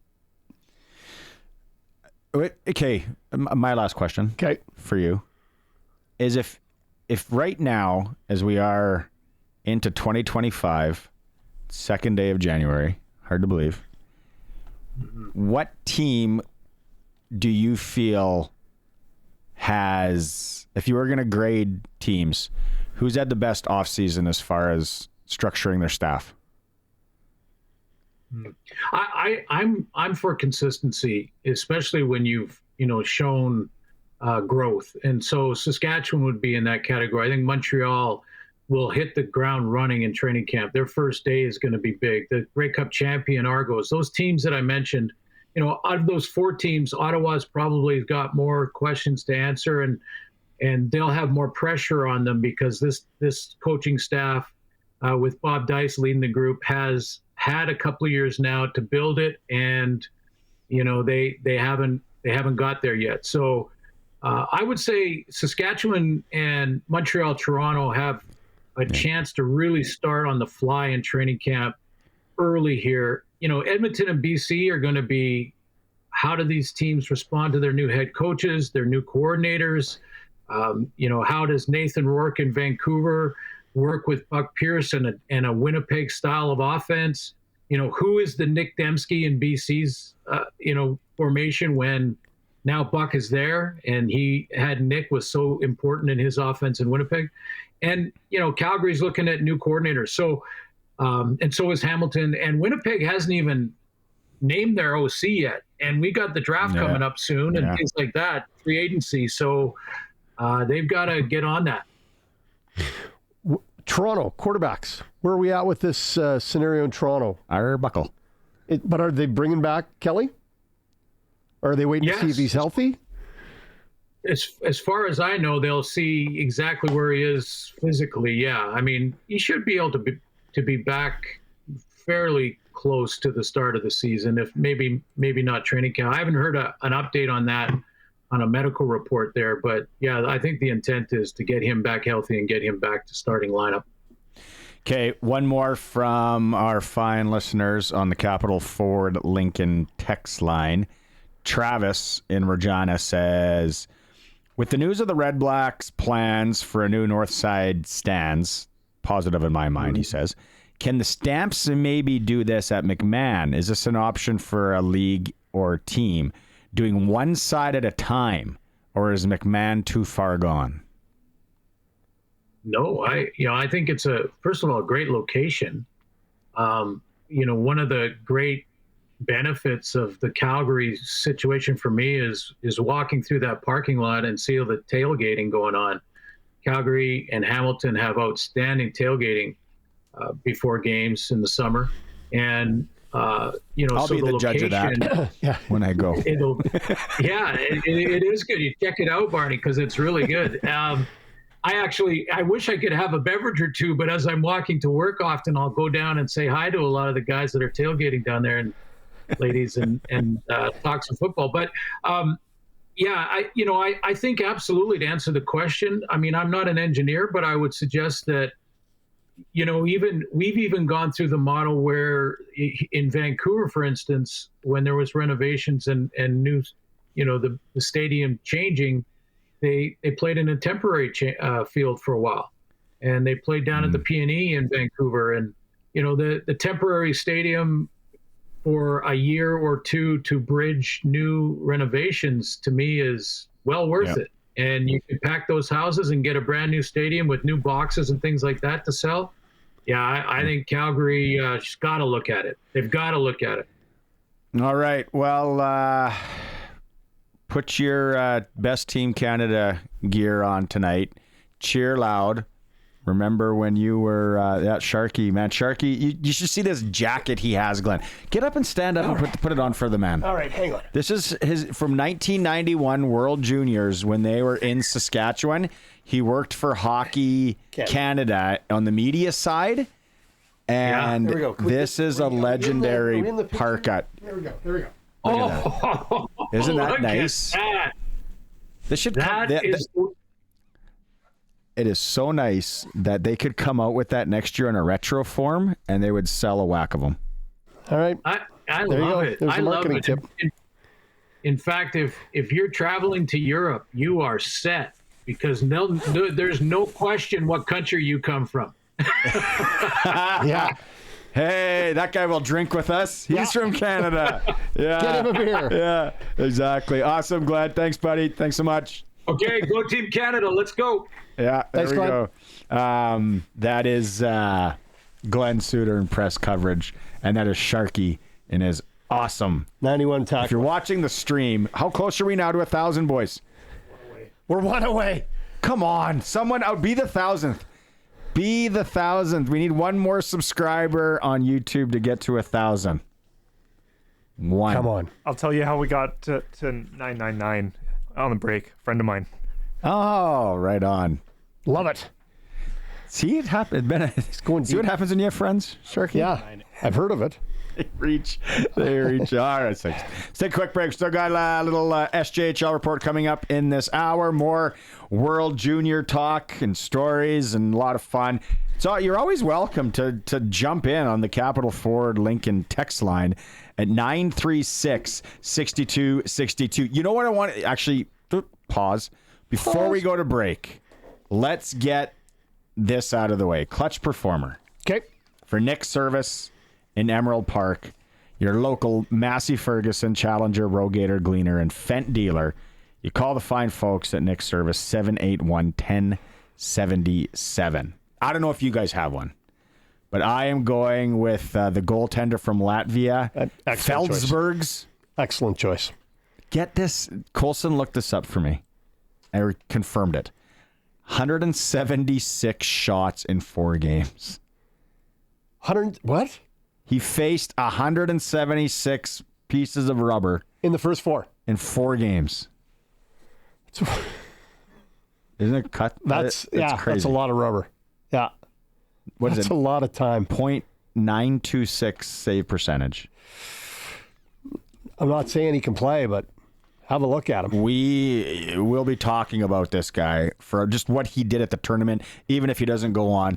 But we talked to Dave King on Monday. Go back and listen to anything that we've done this week in podcast form. Shout out Senator Denise Batters, who loved the Eric Lindros piece that we had. Nice. But Dave King said, like, Latvia's got really good goaltending. They got something going on there. And you look back, was it Arturs Urbe? It is Arturs Urbe. Nicely done. Yeah. Ever tell you my Urbe story? No, I look forward to it. I'm after the break. All right. It's the all-new Sports Cage. Race to 1,000 subscribers. We got it? We got it? Hey! Thank you very much, everybody out there. Are we going to say Even if you don't like us, thank you so much. 1,000 subscribers on YouTube. That was short. It was short and sweet, and we got there. Now it's a race to 2,000. That's all it is. We're going for 2. We start right now, boys, to 1,000. It's the all-new Sports Cage, streaming at sportscage.com. I feel like we should have some like cheesy montage music and slow motion pictures of us getting to 1,000 subscribers on YouTube. Because it's just a radio program. Like dancing around like in a Seinfeld episode? No, more like Chariots of Fire. You want us running on the beach? You know where that was filmed? No. St. Andrews, Scotland. Really? The beach right by the golf course. Yeah. We always both times Surprised nobody tripped over a ball. both times we went there, we were like, we gotta go out tonight and do that on the beach. Yeah, give me another pint of Tennent's. And it never ended up happening. Okay, so the Arturs Urbe story. Okay. In Phoenix, Arizona, 1996. America West Arena downtown. That's where the Coyotes played their first few years. Great barn for hockey. They used to pack it. That's why when people are like, Phoenix is not a hockey city. They did. It's like, it's pretty wicked. And it was downtown, and it was like a place to go. And they had Roenick. They had Kachuk. Well, they had some better players that were more entertaining to go Tempo watch. Numanen. Yeah. Oleg Tevernovsky, which was just an absolute liability, but he was so good offensively on the back end. And then, so the one game we went down, my billet had season tickets. It was about a 2-hour drive for us. And it was the Dallas Stars. And guess who my favorite hockey player ever is?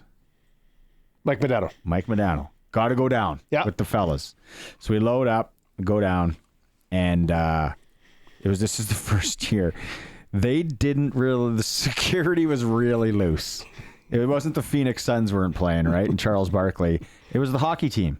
So we wait around after, and I think I had something for him to sign. I don't know if it was a hockey card or whatever. And I'm like, I kind of want to just meet Mike, but tell him I'm from Sasky, loved you with the Raiders.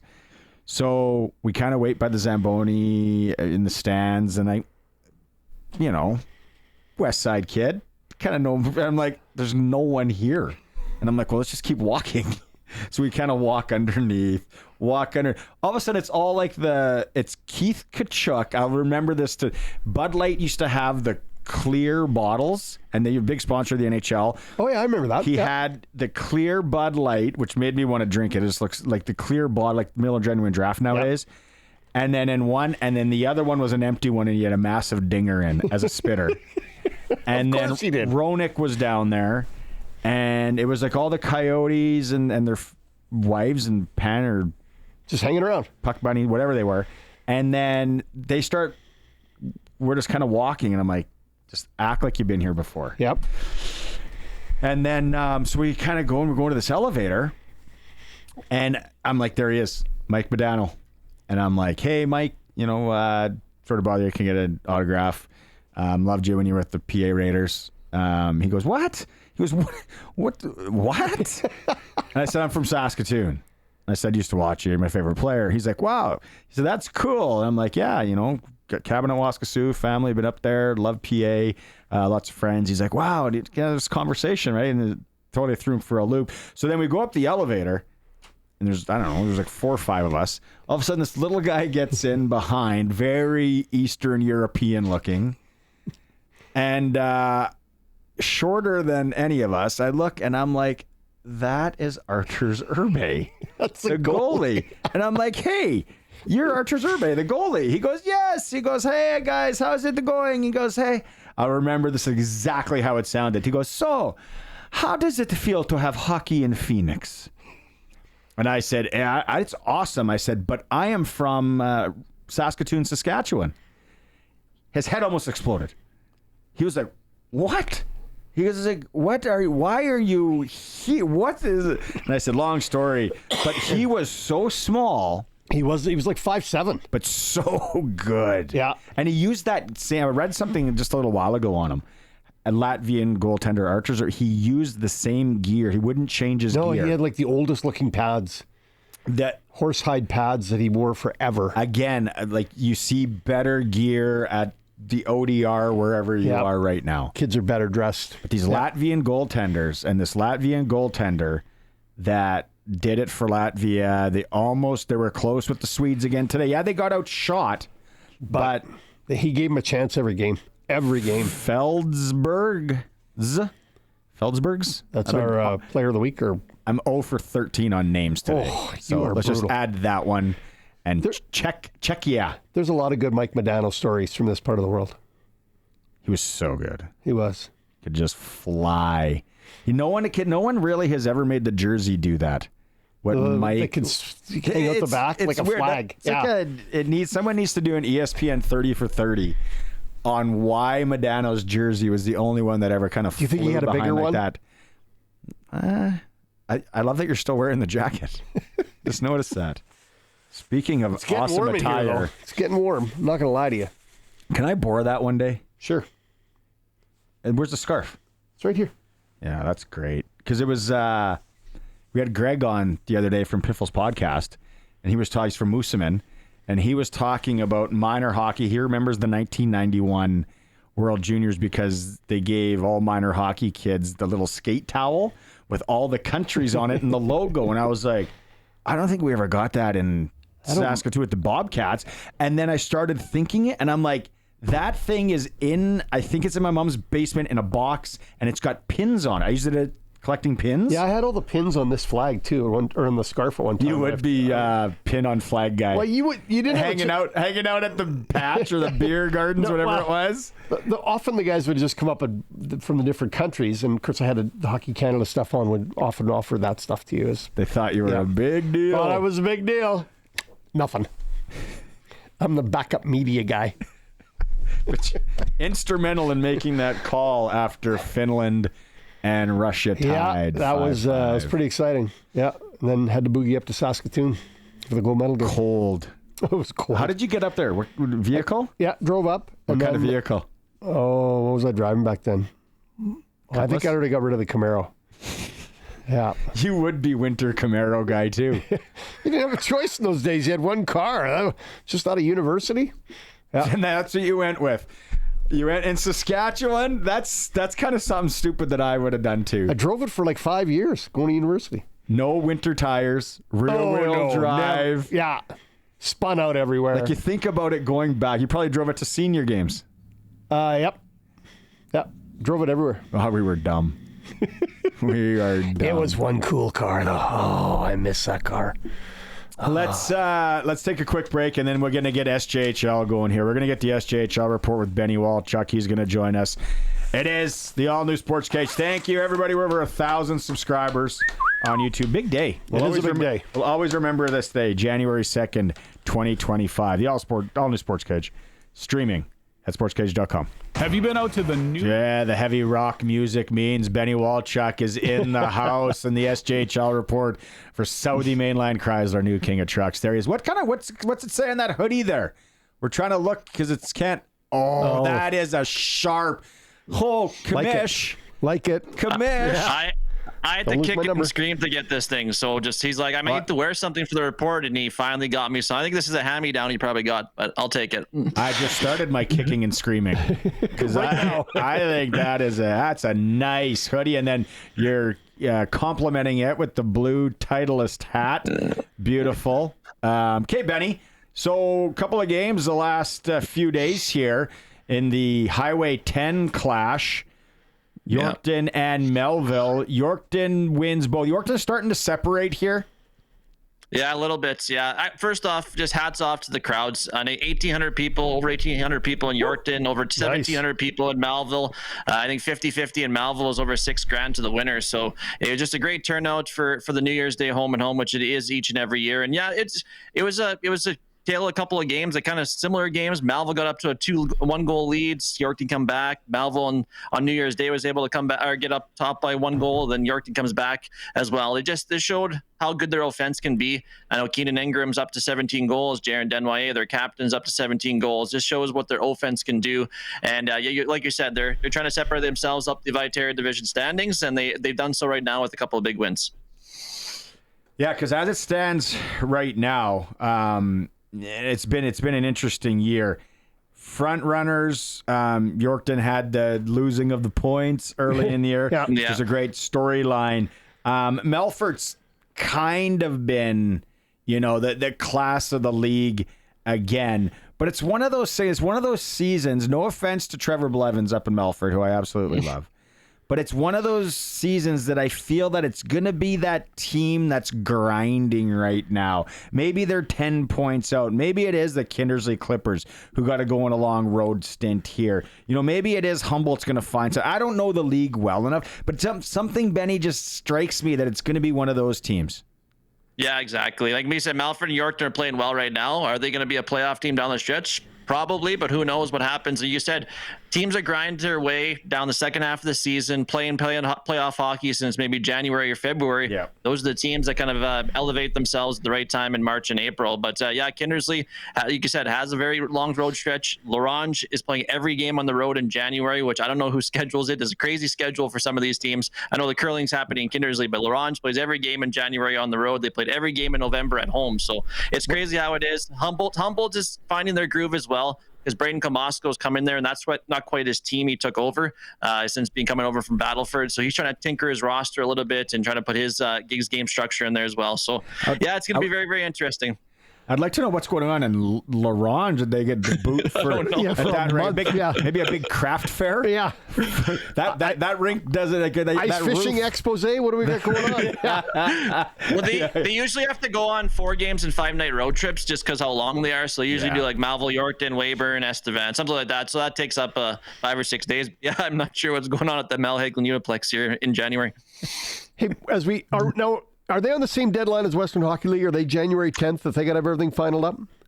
Yeah, January 10th at 5 o'clock. And then you have a chance to add free agents till February 12th or 15th, depending how much cards you have. You have to be up to 25 cards. So January 10th. And I think actually the Western Hockey League is going back to January 9th, just so the teams can have a chance to acquire guys that day and then move and have them play on the Friday, because January 10th ends up on a Friday. And I believe, I'm not sure if confirmed, don't quote me on it, but I think I seen something that's January 9th that the WHL deadline. You might have been right, Barney. Didn't you call the 9th? Yeah. I said the 10th? Yeah. we got to put a mark on the wall on this day. Not only get 1,000 subscribers, but Barney was correct. So it's a big day. Doesn't happen very often. You're right. No, it doesn't. It doesn't happen very often. Do you expect any big moves? Having said that, do you expect any big moves by teams as we get closer to the deadline in terms of players moving around?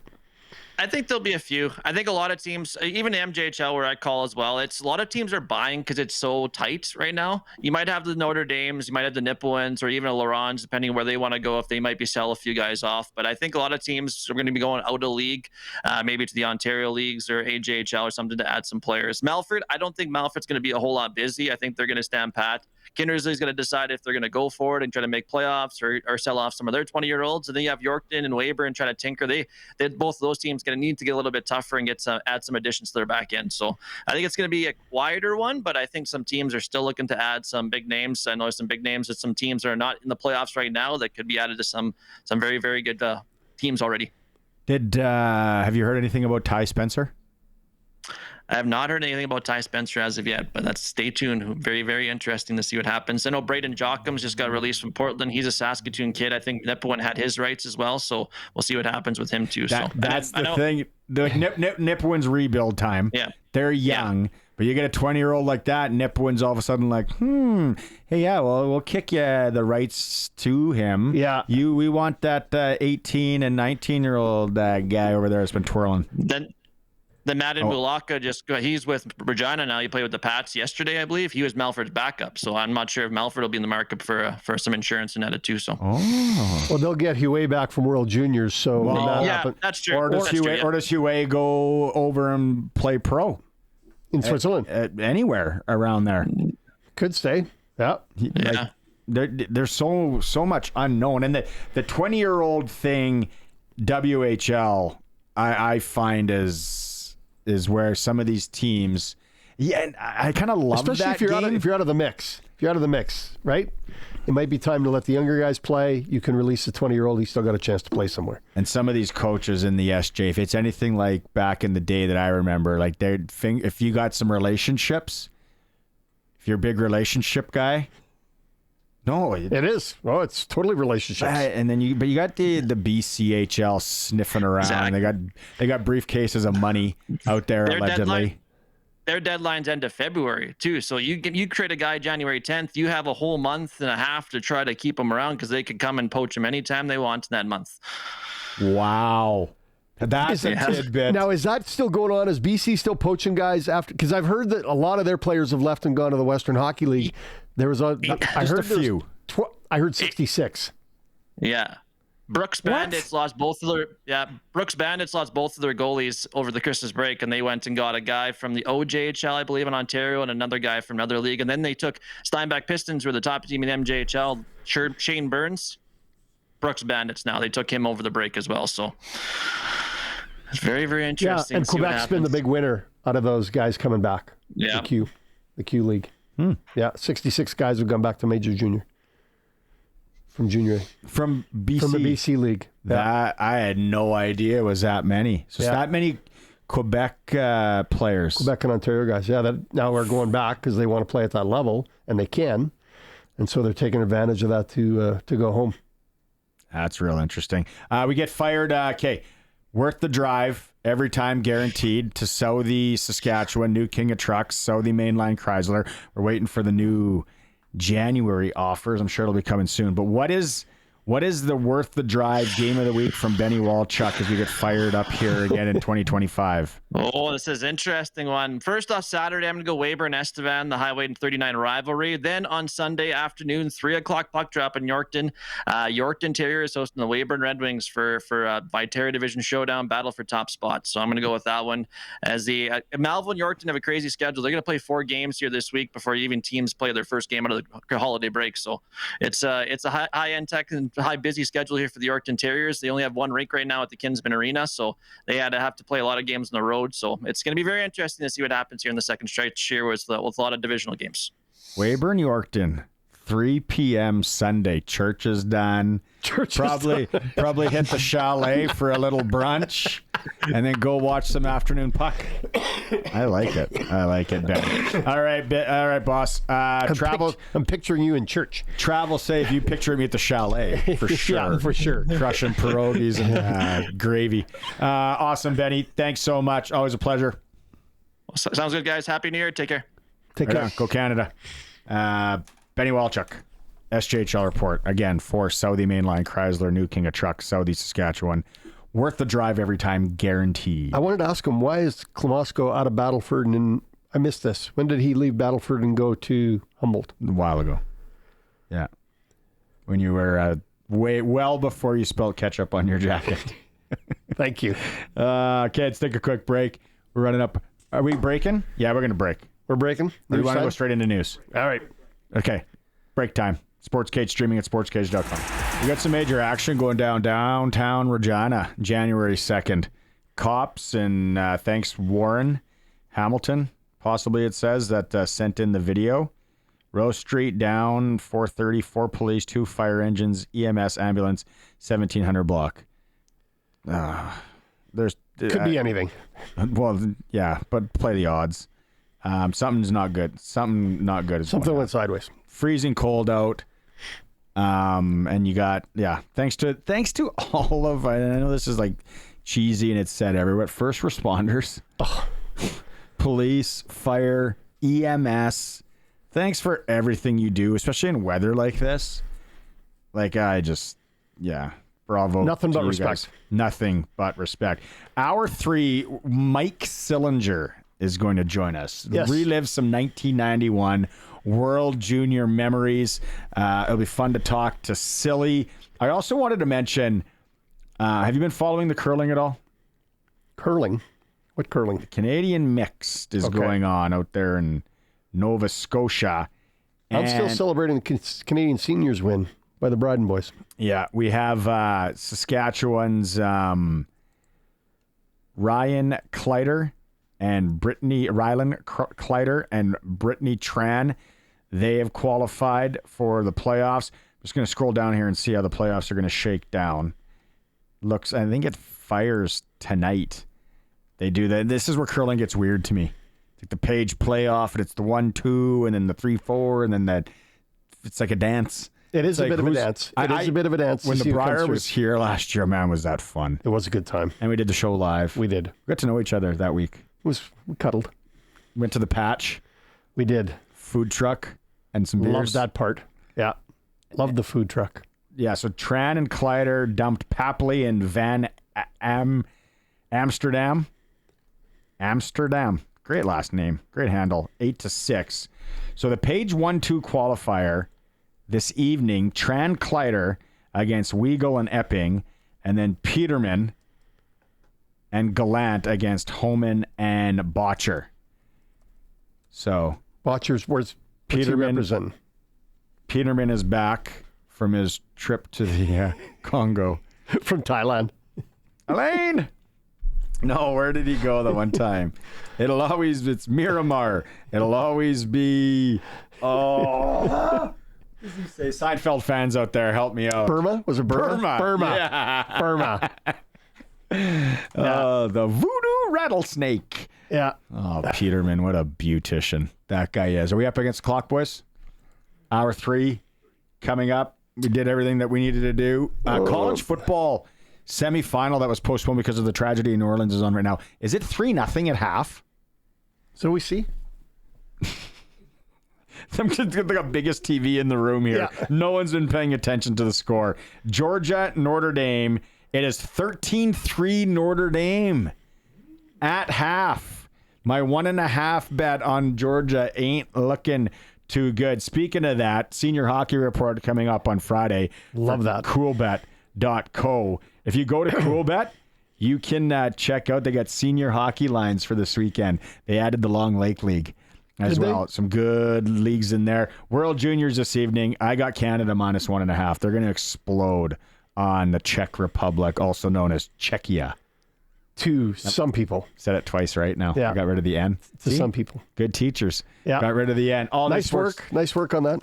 Mike Sillinger after the 5 o'clock news. You are watching the Listening? Sports Cage, streaming at sportscage.com and listening on our friend 620 CKRM. Last hour of the show on this Thursday. It's Barney Shynkaruk, Sharky, Colson, and Allen on the Sports Cage. If you want to know what's going on in the college football playoff game that's on right now that was postponed yesterday, running today, Notre Dame just took back the opening kickoff of the second half and now opened up a 20-3 lead on Georgia.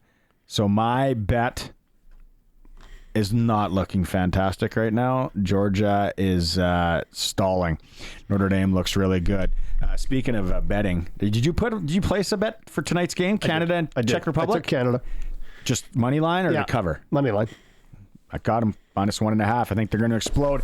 Let's talk World Junior. We've been teeing this up all day. Let's go out on the Western Pizza guest hotline. There's never been a better night for Western Pizza. It's too cold. Order some za. Watch the hockey game with your loved ones or the Greek favorites they love. It's not cold where this guy is. Apparently, he just got off the golf course. Mike Sillinger joining us, Regina's own, down south somewhere. How'd the round go, Silly? Do you want to give us a hole-by-hole account? Not bad. How you guys doing? Good. I'm going to give you a hole. I will give you a hole by hole. Just want a little cash, Barney. That's all. Yeah, you're peeled. You got to make the 8 bet. You can't. I had Notre Dame today, so. Oh, did you? Go. Yeah. Yeah. Game's not over. Game's not over. The sun's not over. The sun always shines on Silly. It does, doesn't it? It's sun always. I wasn't very good today. Shot 80, but that's where I am. You still probably won money though, didn't you? Yeah. Well, for Sharky, I birdied 18. That's what I do. Yeah, and then got some sort of putting competition going after. Got lucky. Yeah, we did. Oh yeah. Lucky that too. So you've been keeping tabs. You've been watching the World Juniors this year, Mike? I have. Yeah, I didn't watch the game New Year's Eve. I was at Cole's game. We were in Columbus for the last 3 weeks, so I didn't watch the game versus USA. But I watched the other ones. What did you think? What do you think when a country like Latvia, and they gave Sweden all they could handle today too? You would have been golfing, didn't watch it. Outshot again, but they lose by 1 goal. They're right there to possibly tie it up at the end. Like a country like Latvia that's come on, and just now where this tournament is, there is a little more parity. Obviously, we were going to get there, but it's exciting to see these countries, step up and give the powers a run. Yeah, for sure it is, and I think the big thing with again, you talk about Latvia, what happened there, but it hasn't happened for 20 plus years. Their goalie was great. Not that ours wasn't. Our goalie was great too. It's just, the shootout goes. We have, 8-9 shooters and don't score a goal. So the team this year's having a tough time scoring goals, and hopefully they break out tonight. The coach, Dave Cameron, he says the discipline thing. He mentioned how these guys. Yeah. What's that? Penalties, yeah. Yeah, like would you be thinking that maybe it's a move that some of these guys should maybe not go on the PP, maybe ride a little bit of pine, or is it like he said, the tournament too short? They know right from wrong. You just got to trust that they're going to get out of it. Sorry, guys, are cutting out here. Sorry, I'm asking about Coach Dave Cameron saying how the players know that they're taking the penalties, and he's not going to bench guys because the tournament is too short. Do you agree with that? Oh yeah, I do. You just can't do it. But again, I think I was watching TSN. I watch the commentators, and O'Neill said it best. They got to leave the junior at the junior. They can't be trying to be physical and tough and this and that. That's not the tournament. That you have to sometimes bite the bullet, and you can't take dumb penalties. And I think that at times, again, it's not that I don't think all the penalties were dumb, but if it's a too hard of a hit, it's a penalty. If it's in the numbers and it's maybe from the side, that's what we're doing. We're just playing. We're not playing smart, and that's what we have to do here if we're going to win the gold medal. Mike, interesting you say that about playing smart, because I think that's actually some of the mistakes they've made, is they've made bad decisions, whether with the puck, without the puck, taking a check. But I want to go back I want to go back to when you played because it was a very special time, and I was fortunate enough to be a part of that group, although you guys didn't see me because I was away doing other stuff. There's got to be a favorite memory for you of 91 with the tournament back here in Saskatchewan. Is there something that really stands out for you that you'd like to share with everybody? Yeah, I was really lucky. I was the only Saskatchewan boy in the team. At the time, I think Scotty Sissons probably should have made the team as well. So we would have had 2 Saskatchewan boys, but just having a chance to represent Team Canada in Regina, my hometown. I don't even remember who we played, but it's all kind of a blur. But just playing in Regina and having that flag on, and just having a chance to represent Canada, and obviously winning the gold medal. But we kind of got lucky that year. We kind of slid in the back door and got some help with other teams. But we beat who we had to beat. We were that last 5 minutes of that game felt like it was a whole period. It felt like it was 20 minutes. You guys beat Sweden. You beat Sweden in Regina. No, Russia. We beat Sweden in Regina. Yeah, 7-4. Yeah. Yeah, I think I had a couple too, Barney. Did I have a couple? Did you? Oh, just like the Monday Nooner skate, eh? I was waiting for you to say that. You had the one story. Threw the fish hook out there. Yeah, you knew the one story you told on the Monday Nooner when we talked about the World Juniors. It was funny. Is the parents in Saskatoon and how your dad showed up. I think it was Carl Lindros that kind of said, I think you might be in the wrong section, sir. Yeah. So all the parents, when they arrived at the airport, they got the Team Canada coats and the scarves and the hats and everything. So my parents drove in from Regina, and my dad's sitting there watching warm up and everything. And Mr. Big Carl Lindros comes up to my dad and goes, "Hey, I think you're in the wrong section." He's like, "Bob Sillinger, nice to meet you." and he just was like, "Oh, yeah." So it was kind of funny, but yeah. That was a big. Bob, my dad will be laughing up top at that one. Yeah. He will. Go ahead. So characters on that team, and I do remember some of them because of obviously some of the media that followed you around due to Lindros and others. But who was a character on that team that you remember that was pretty special and helped keep the glue together? We just had a good hard work, and we had a lot of, every year they have top draft picks. Greg Johnson, again, God bless him. He's up top as well. He was one of the key factors. Chris Draper played in Detroit. Mario Lapointe. We had Lindros's line was dynamic. I kind of played so-called check and roll, and got to kill penalties and whatnot. And I got lots of minutes based on everyone has to find a role, right? And I think that's what has to happen with Team Canada now, is that you score, you do this. Every kid that's there scores goals.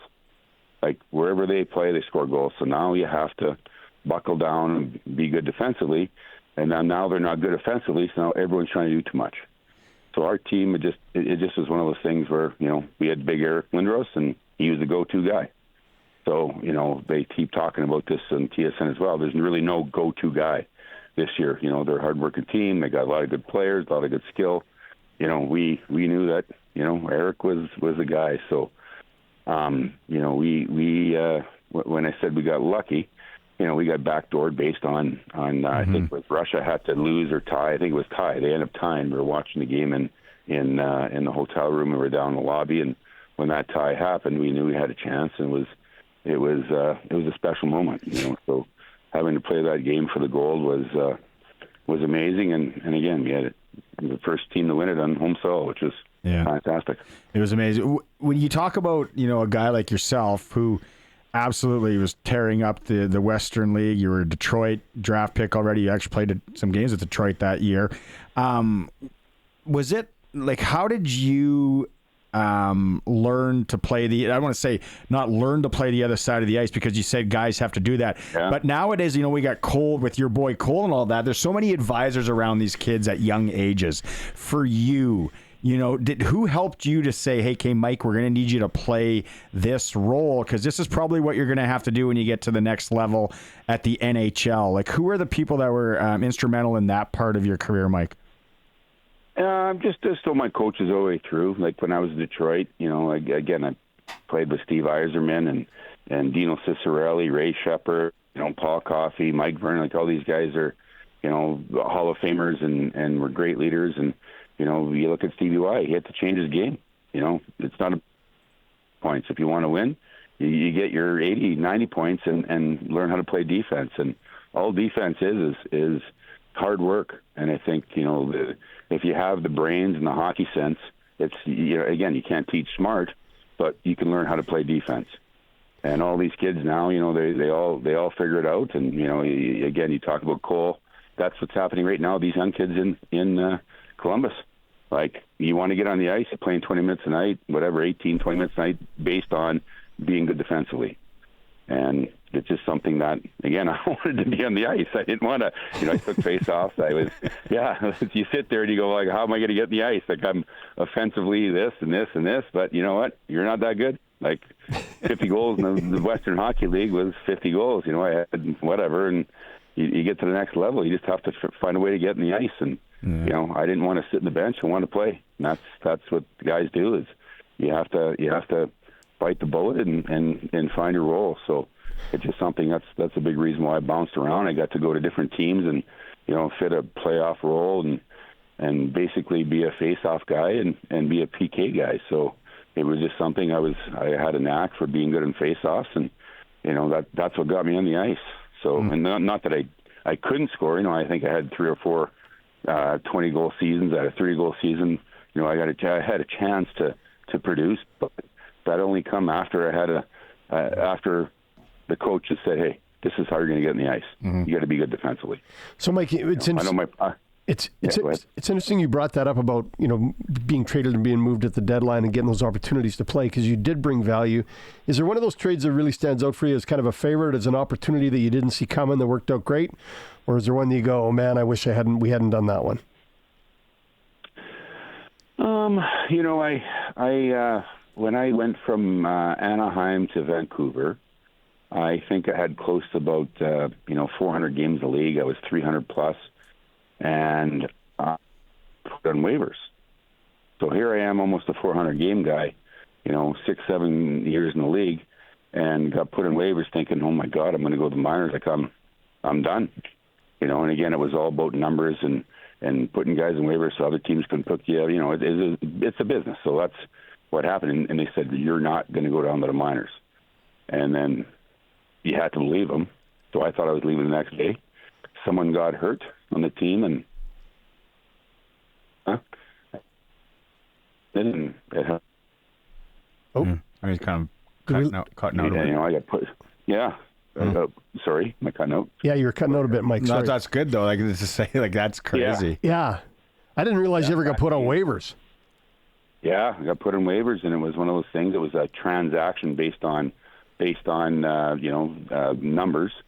And, I'm sitting there, my wife and I are, Carl and I are sitting there going, like, I might be going down. Like, I don't know what to tell you. I don't, Owen was just born. It was Owen was just born, and we're sitting there going, like, I'm, almost a 400-game guy, and I'm going back down. I'm going to the minors, which would never happen nowadays, right? The kids, they play and they get a certain amount of games, and they're pretty set for as long as they, a lot has to happen for them to do that. But anyways, yeah, I had one of my best years based on having my back against the wall and fit a role there. Again, fit a role as far as a PK guy and face-off guy, and just again accepting that, hey, I wasn't going to play ahead of Bury, McGillney, Linden, right? It just the way it is, and I had two great years there in Vancouver and moved on and played another 10 years. So wow, it was one of those things. It was lucky, but again, you have to,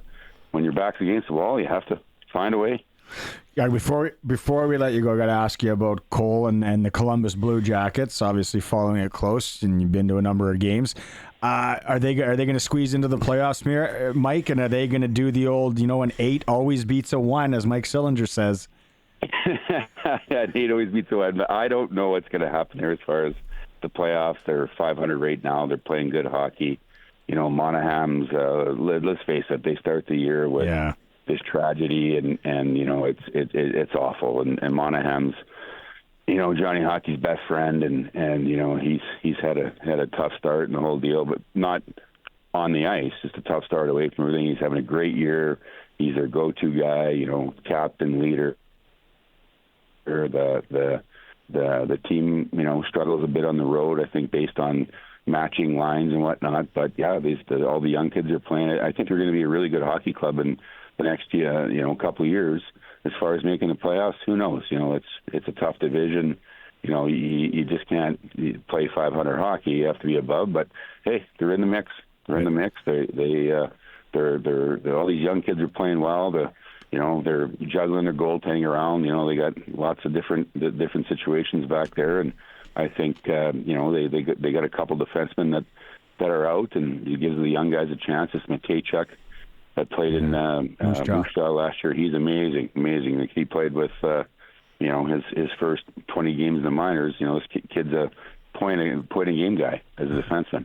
Just leads the charge. Really good in the power play. Great first pass. Smart. Good defensively. Like, he's going to be a real good player. So yeah, I just think they have a lot of good young guys in the organization, and need a guy like their captain Boone. He got hurt, and good Branson. Like, they got a whole NHL line out of the lineup, and they're hanging in there. So yeah, I think they're going to be a good team, and they'll definitely have a chance. Right on, the old 8 versus the 1. Yeah, you got it. You're going to put some money on it. I know you are. Hey. Yeah. I don't know if you're watching, but Georgia just scored, baby. They closed the gap. I'm not watching. 20. I'm talking to you. 20 to 10. I'm talking to you. Thanks so much. Thanks so much for taking some time today, Silly. Happy New Year, Silly. No problem. Right on. Same to you guys. Cheers. Take care, guys. Mike Sillinger joining us, 1991 World Junior Team. Yeah, and that was the thing, right? Like, I remember Saskatoon guy. He was solid, but he had to play a different role on that team. It's like a lot of those guys. He did. He really had to play a different role. Yeah, and he did it very, very well. I believe Sillinger was on the ice for the winning goal. I believe he was on the ice. Go back and we should ask him that. I meant to, and it was on my list, but that's all right. Yeah, he was there. Played a big part with that team, no doubt about it. It's time for a quick break here. I'll keep the World Junior betting talk and World Junior talk in general going. It's the all new Sports Cage. We're over 1,000 on YouTube. You can still hammer it. Shout out Aiden, who's picked it up in Fort McMurray, Alberta. Love it. Now watching the program. Love it. The Sports Cage on 620 CKRM. Missed this one on the Capital Ford Lincoln text line a little while ago. It was we talked about at the beginning. This is hour 1 of the show that we went through. That Maddox Schultz was the tournament MVP. Yep. At the Max tournament, Circle K. Unbelievable. As a 14-year-old. 14-year-old. It's an underage. Yeah. People that are in the hockey circle will get it. How amazing it is. And we kind of went through guys that have made or players that have made the All-Star team in the past. And the one that we came on was Turner Ripplinger. Yes. Pat Canadians back in whatever year that was made the All-Star team. And now a proud Southie Marlin, just like his father was. Out there grinding away in the league. They used to have Turner back in Saskatchewan. Yeah. Leonard is saying the gap is closing, baby. Georgia coming back. I know we're watching that. Roscoe up in K-Town in Kindersley. He says he's excited that I'm coming to town. It's a brief stop, and it's going to be minus. He's setting up a salon for his wife. You could use a haircut. No way. No haircuts in the winter. And then the Red Lion for Chinese food. Is that a good stop for you? Yeah. That'd be a good spot. 936-6262, Capital Ford Lincoln text line. Saskatchewan's #1 Ford retailer. If you ever want to get in on the chatter as well, it is 20 to 10, 8 minutes left-ish in the third quarter. Georgia and Notre Dame. Notre Dame leads. Tonight, Canada and the Czech Republic. Czechia. Not an N. Czechia. Gotta hit the net. You know what? Just ground and pound, old school. We get 10 goals in 4 games. Like, no Canadian player has more than 1 goal. That's clearly been the problem. We can talk about the penalties. The penalties are only glaring because we're not scoring any goals. Right? That's true. That's true. If we're up 5-1 and we take a penalty, nobody's as concerned as when we're down 3-0 and we take a penalty. Or down 3-1. The other thing that I'm noticing too, and I maybe saw it a bit with Braden Yeager, and then this is just an observation as some pigeon watching on my couch and hanging out, is they are, and especially a guy like Yeager, right? There's a lot of pressure for the captain as well. Yep. And there's a second-year guy on the saying, gripping it really tight. And you know that coaching hockey, being around hockey, it is a thing. It is. It's just when things aren't working and then there's some pressure, you just kind of grip it too tight. You don't got that mojo. You make a mistake out of extra effort. You're trying to do more than you should do. That before something came natural to you, you moved the puck easy, you shot it easy, and now you're trying to do more than you should, and it's causing you trouble. So that part of that is just unwinding. That part of that is getting the first goal, getting the lead, playing with the lead, getting out in front, being able to play the game at the way you want to, rather than being forced to play how they bring it to you. This is one of the craziest things that I was thinking about the other day. If hockey will ever get to this, okay, follow me here, and you're going to think I'm an absolute rube on this one. You've got some oddballs out there, but go ahead. Okay, so there's so many things are data and analytics in sports, and there is a place for some of data and analytics. Yep. For sure there is.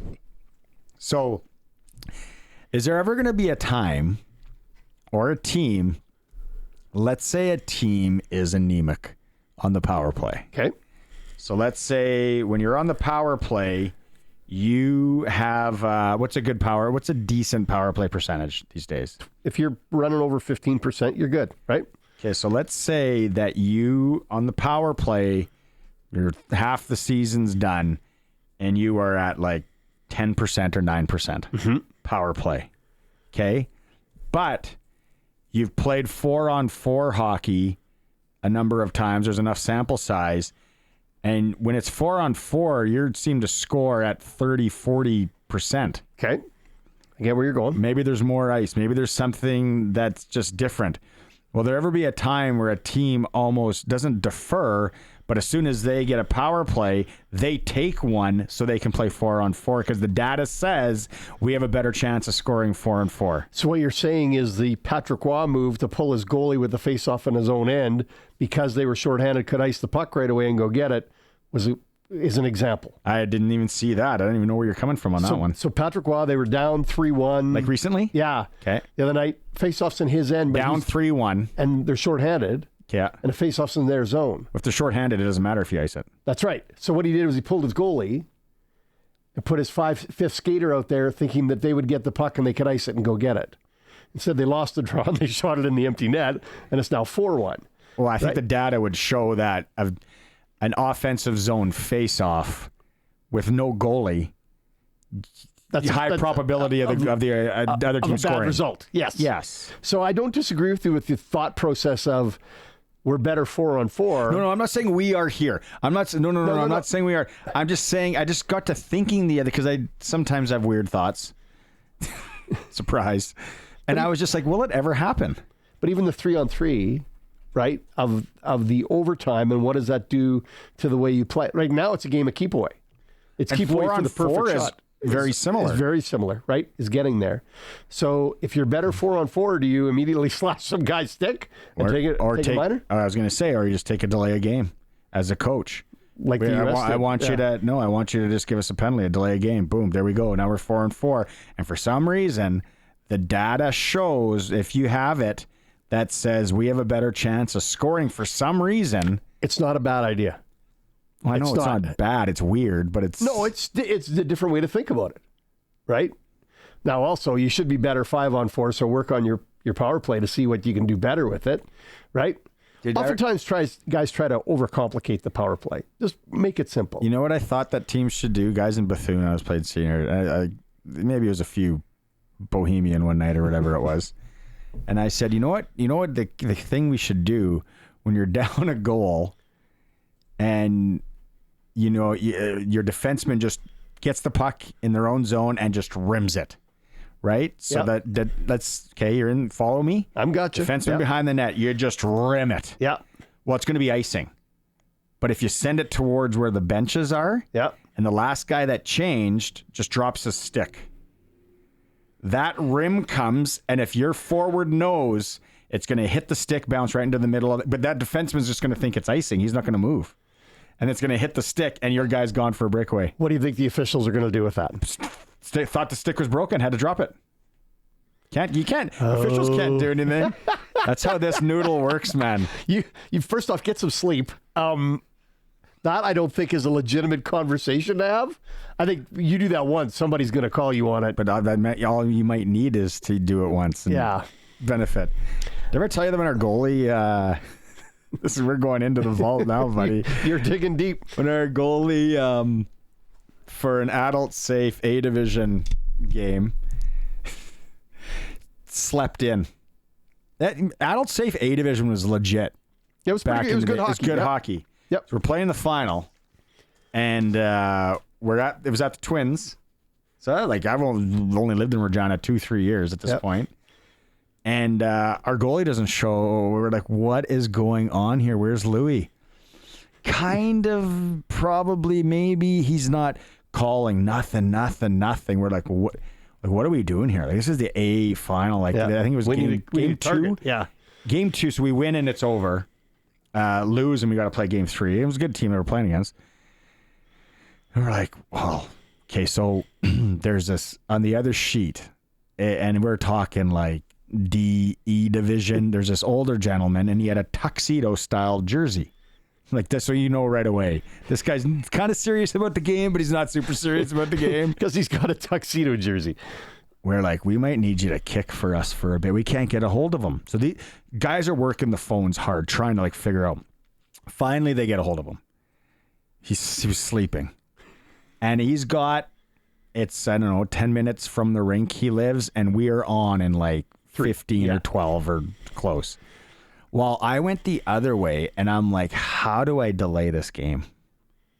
I have to figure out a way to delay this game. So, I don't know if I should be telling this on the air, to be honest. What'd you break? No. I went and hid the pegs to the one net so they couldn't peg the net in. I thought maybe you just would have went and pushed one of the pieces of glass out or something. No. Hid the pegs to the net. Did he show up in time then? Almost. Tuxie. We called him Tuxie because of the tuxedo jersey. Tuxie had to come in and kick for a few minutes while he was getting dressed because they ended up finding I didn't put him in my own personal possession. I hit him where I'm like, if they find him, they're going to know that they're there. And they found him. But it bought us, I bet you it bought us close to 10 minutes. Kids at home, do not do what Barney's doing or what he's saying right now. Why not? Do not hide the pegs. You got to think. It's a thinking man's life out there, kids. Push out a piece of glass so that it breaks. Oh, yeah. Don't be pushing out pieces of glass and it falls on you or your friend. Then you're in big trouble. It might break and there's not a spare one in the rink. Don't listen to Shirk push out glass. Bad idea. Sorry. Pushing out glass. Sorry. It's still 20-10. It's going to be interesting this evening between Canada and the Czechs. 12 games in the National Hockey League tonight. Canadian teams.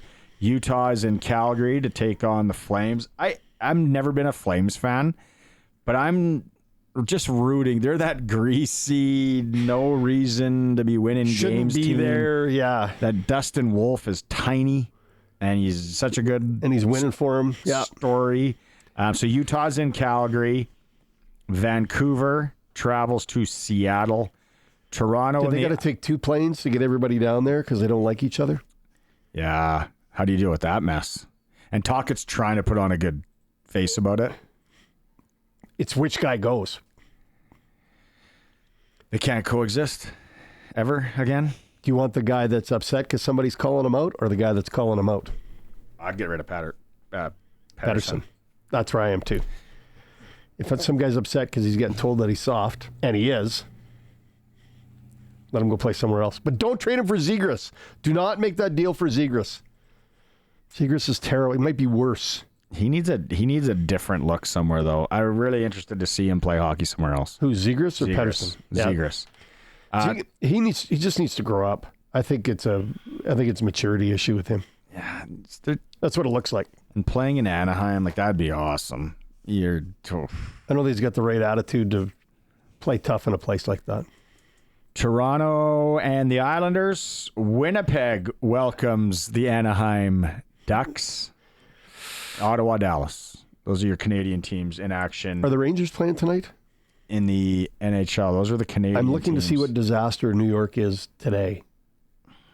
Now another guy's called out, Laviolette. Yeah, Bruins are in MSG. Yeah. Another guy did. Yeah. Yeah, that's not a good... The Ranger dressing room's not a happy place. Nobody's pleased with what's going on in New York. And Peter Laviolette does have a shelf life, and I think the expiry date has come about. Laviolette. That was your first butcher of the day. Yeah. Name-wise. I was at least able to correct it. Yeah, it's 11-1 for me. Saskatoon Blades made a trade today. They traded 20-year-old Brandon Lozowski to the Victoria Royals in exchange for a 20-year-old Tanner Scott. They also pick up a 2025 second-round pick and a 2026 second-round pick. They gave a fifth-rounder in 2028. Yeah, because they're trying to get some picks back now. They are. They need to get some. They need to get some stuff in the cupboard. And I said we're gonna have John Keane on the show tomorrow. A little WHL insider action, but I don't know who's got a lot of picks there, and I'm sure there are some teams, but in that Western Conference, where it is going to be just a dandy of a postseason. Like, what does Everett still have? Do they have something in there? Are they going to load up? Yeah. Prince George, I heard they're sniffing around. Spokane Chiefs, Berkeley Cat, and get them some help. Maybe you don't even have Berkeley next year. Victoria. I still think Berkeley's going to go back for another year. Victoria loaded up, made their moves. Yeah, they've Victoria's added 2 got some good big picks. Yeah. And then the other one I heard that's trying to get is Tri-City, because you look after Everett, who's kind of been the class of the league, 59 points. Prince George has 47. And the sixth place Tri-City Americans, there's only 6 points separating 41, there. Yeah. Yeah. So it is going to be great. And then the Central Division, like we talked about, no joke. Medicine, Calgary, Lethbridge, Edmonton. Well, is Edmonton going to do anything? Swifties had a heck of a run. Right now it would be Med Hat. If it's 1 versus 8. It's Medicine Hat and Swifty. Yeah. Like that'd be great hockey. Eastern Conference joked about it in hour 1. You kind of like flip the breaker and take the ice out. Because it's not the year for the Eastern Conference teams. No. And then just a joke. It is just a joke. Everybody in PA and Swifty. We want to watch Swifters would be a good place to go watch a little playoff hockey. It would. For us. You know what? That if PA Lethbridge were to play in the first round, that's not a gimme for anybody. That's a 7-gamer. Anholt going back to PA. Yeah. No, that'd be a great match. And PA's grindy. Even you look at this in the East. I mean, Minnesota's got 21 wins. Swift Current's got 18. Like, nobody's running away from anybody in the East. If that's 1-8, right? That's a good point. Nobody's running away. So it's not even, what have we got? 7 points between Swift Current and Medicine Hat, 1-8. That's not very much. There's a lot of hockey to play yet. It's just too bad that between, selfishly where we are here, we got spoiled last year with Moose Jaw being a half hour for me to take the kids to go watch that experience and what they did. And they bought all in, and it was awesome watching them play the Blades. And it was kind of like, well, I like the Blades because it's kind of grew up with it and never won, but also really like the Ripplingers and Moose Jaw. Again. And Moose Jaw, pulled it out, and then they played Portland. That was such good hockey. It was great to watch. Oh, it was great. So good live. So happy for Moose Jaw. Yeah. That was awesome. Someday Saskatoon's, it's going to happen up there. And it will be a big deal, and it should be a big deal. It should be a big deal. Yeah. Just snake bitten. But Calgary, Lethbridge, Med Hat, I'd like to see Swifty. Just I love everything about Swift. There's, like I say, there's only 7 points between 1 and 8. That's not much at this with halfway through the season. There's a lot of hockey to be played and a lot of opportunity to move up in the standings. Nothing's a gimme in the East. In the West, it's a little more of a foregone conclusion who's not going to make it. But in the East, there's still a chance for everybody except for Moose Jaw and Regina. They've fallen behind.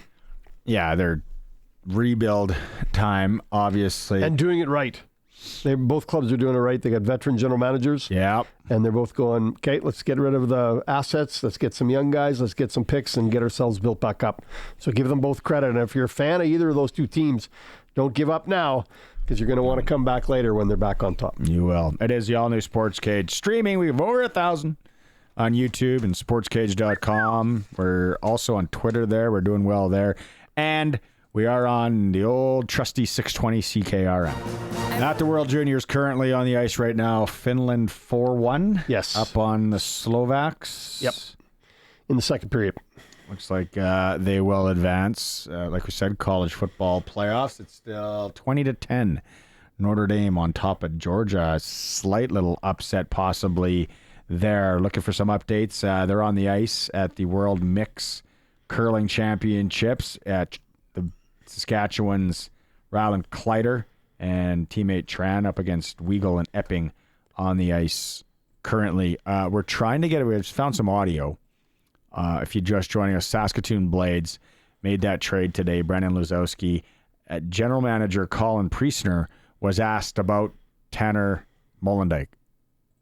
This year it's weird to be in a position of having success but also needing to replenish our charts here, replenish our picks. And so Tanner is, in my opinion, he's the best defenseman in Canada. I think that's being borne out by the fact that he's leading the World Juniors in minutes for Team Canada, and he's one of the best D the Blades will ever have. Obviously we're listening to offers on him. Like, we would be foolish not to in the situation we're in. He's the kind of guy that could yield you multiple good assets. That being said, like, if the market's soft and nobody wants to step up, then like we are in first place. There's no urgency to do anything, but I think we're actively talking to a lot of different teams about him who wouldn't want that guy. Oh yeah, someone's gonna want that guy. Oh, yeah. Big time. Someone is definitely gonna want that. Don't get too comfy when you get back and unpack. Yeah. No, and it's better for him. It's better for the Blades. Better for the Blades and for the team that he's going to. That's right. And it's better for hockey as they continue to make some deals. Really curious on what happens in the SJHL after talking to Benny with players, 20-year-olds being released. There's going to be some movement. There's going to be some guys show up in some new places. That's for sure.